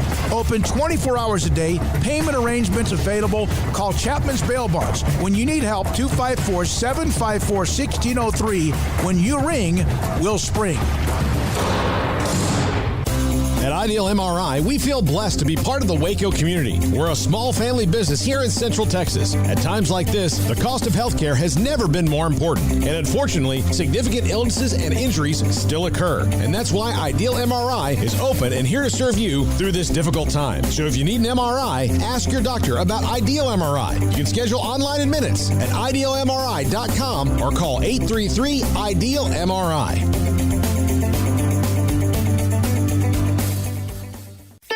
Don's Humidor, your home with a 48-foot walk-in humidor with the elite cigar brands from around the world, including the #1 cigar of the year, Aging Room Cuatro Nicaragua. Plus, they have the great brands like Macanudo and Artur Fuente, Rocky Patel, Aston, and so much more. CBD, great for sore muscles, aches and pains, sleep, Vita Dreams, and anxiety, mild depression, general health and wellness. Their staff very knowledgeable on the subject. If anyone is curious about CBD, ask Carol and Ashley. Don's Humidor in the Townwood Shopping Center off Valley Mills in Waco. Welcome back to Sic'Em365 Radio. Are you a Sic'Em365 super fan? Then try out our premium subscriptions at Sic'Em365.com. I just saw this from somebody that covers Dangerfield football. A guy named Brandon Sanders is going to put together a documentary on 83 Dangerfield. I've helped him kind of reach out to various people. They're finding game film of the slaughters, the craziness of just giving up 8 points in 16 games and running the table, not getting scored upon 14 of 16 games. Doesn't make that 96 that you guys rattled off. No, I mean, well, they didn't play the kind of competition we did. Bernie, Bandera, Dripping Springs. But they're up this week. This is the week. The Dave Campbell's Texas Football Magazine, TexasFootball.com on the website. They're every week there's 10 new greatest teams ever. They're just having people vote. Obviously, they'll be very high, you would think, up the ladder. I was told when we did this by Greg Tepper that it wouldn't be 1 through 100. Mm-hmm. It would just be the 100 best teams of all time. And then everyone can just kind of go about their business, so I'm not sure how that works out. Mike Tomlin's stat. You like him? Yeah, he's fine. Yeah, he's cool. He's had 14 consecutive non-losing seasons. No coach has ever had a longer streak to begin his career. They're 8-0 for the first time ever, the only undefeated team. Sometimes there's things that he does. I saw some response to this by Phil Yates. I saw some response to his tweet that, game management, time management, whatever. Has he won a Super Bowl? Yes. Yeah. And they've been very consistent. Won a very exciting Super Bowl. And yeah, then they did. Lost to Seahawks? They beat the they lost to Green Bay. Yeah, they lost to Green Bay. They won in Arizona. Was that St. the Louis against Arizona? It may have been. Yeah, because Kurt Warner was in that game, right? Was it Arizona? I'll look it up, because guys. Harrison ran back a pick like 90-something yards in that game. Yeah, okay. I do remember when they did lose because we were right outside the locker room where we were sitting in Dallas, and I did because I'm not a Ben Roethlisberger fan. I did want to look at his face. They beat the Cardinals back in 2009. Yeah. Okay. Yeah. All right. There's that. I did run out there to look at his face. I wanted to see him sad. You, Tim Tebow, and Ben Roethlisberger and Urban Meyer would be a hell of a foursome in golf. All right. Dalvin Cook, 252 yards scrimmage yardage. He now is in a group with Emmitt Smith, Jim Brown, and Priest Holmes as tied for the fourth most rushing touchdowns in the season, 12, by a player in his first 7 games of the year. Brown had 14 at the time. Emmitt had 13. And eventually set the record. Priest Holmes had 13. And, Dalvin Cook missed some game putting up massive numbers, and I brought him up to Robert Smith because you would have forgotten that he played for the Vikings only because of who he played for in college. All right, anything else, guys? Nope. Thank you. Thank you to Jack. Thanks to CJ and Armstrong as well. Thanks to all of our guests today, including Fox Sports' Robert Smith. Thanks to Mack Rhoades, Director of Athletics at Baylor. Also, thanks as well to Luke Howard of Gatesville, Brian Bell, Ray Biles, David Hellman, and John McClain. For Paul Catalina and Craig Smoke. Oh, we will have Baylor players talking tomorrow, so that'll be interesting. Baylor players will be interesting to hear from them tomorrow. Also, we'll have Veterans Day tribute tomorrow and Ben Lieber tomorrow, among our regular guests as well, with Olin Buchanan and John Machota. I'm David Smoke. Thank you for listening and watching. Thanks to those behind the scenes. Sic'Em365 Radio.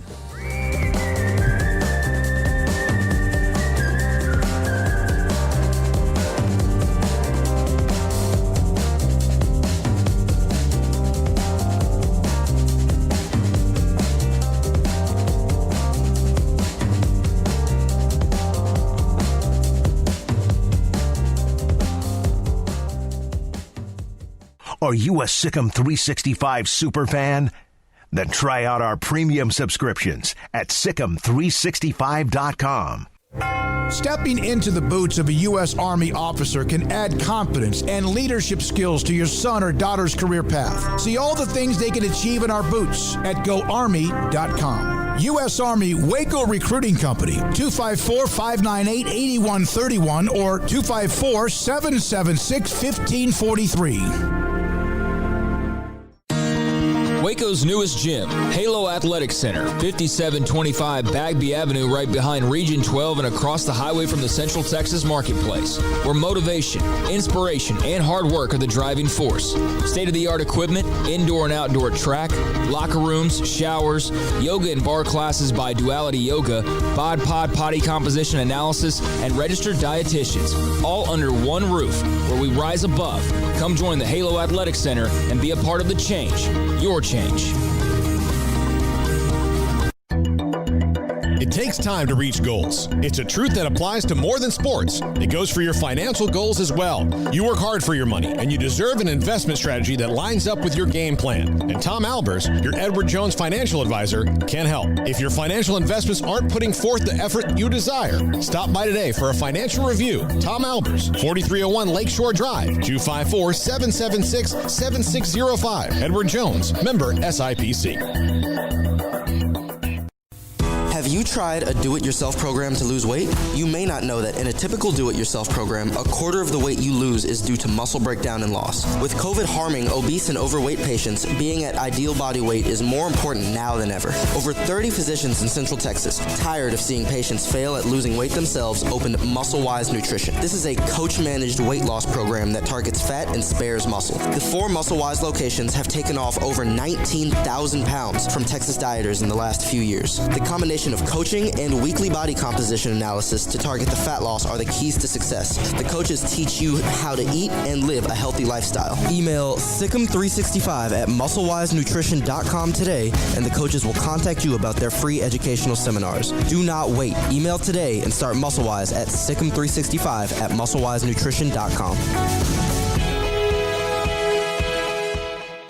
Parenting is full of surprises. You never know what to expect. So after our son was born, I called my Texas Farm Bureau insurance agent to set up a life insurance policy in case something happened to me. Sawyer is now 2.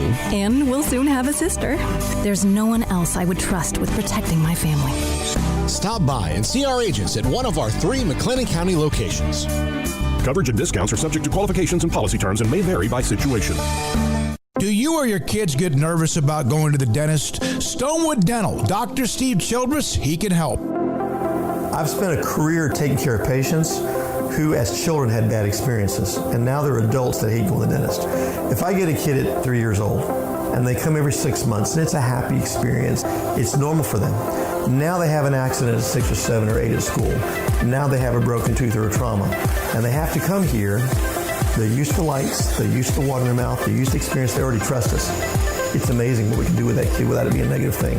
But if I see a 6 or 7 or 8 year old that's never been to the dentist, and now they have a trauma or an unfortunate unexpected toothache, it's harder to do that for that kid and it not be somewhat of a negative experience. So bottom line is I try to teach kids and adults and teenagers and everybody the way I'd want my family treated, which is where it's a necessary part of life. You just take care of it. It doesn't have to be that big a deal. Learn more, stonewood-dental.com. Southwest Sports Medicine and Orthopedics, the team physicians for Baylor Athletics, specializing in diagnosis and treatment of any and all sport-related injuries, celebrating over a decade of service to Central Texas. They tackle all surgical and non-surgical problems that arise from an active lifestyle. Trust the doctors that Baylor trusts, and when injuries sideline you, don't wait for Monday. Join us at 8:30 on Saturday mornings for a post-game injury evaluation clinic. Southwest Sports Medicine and Orthopedics. We get you back in the game.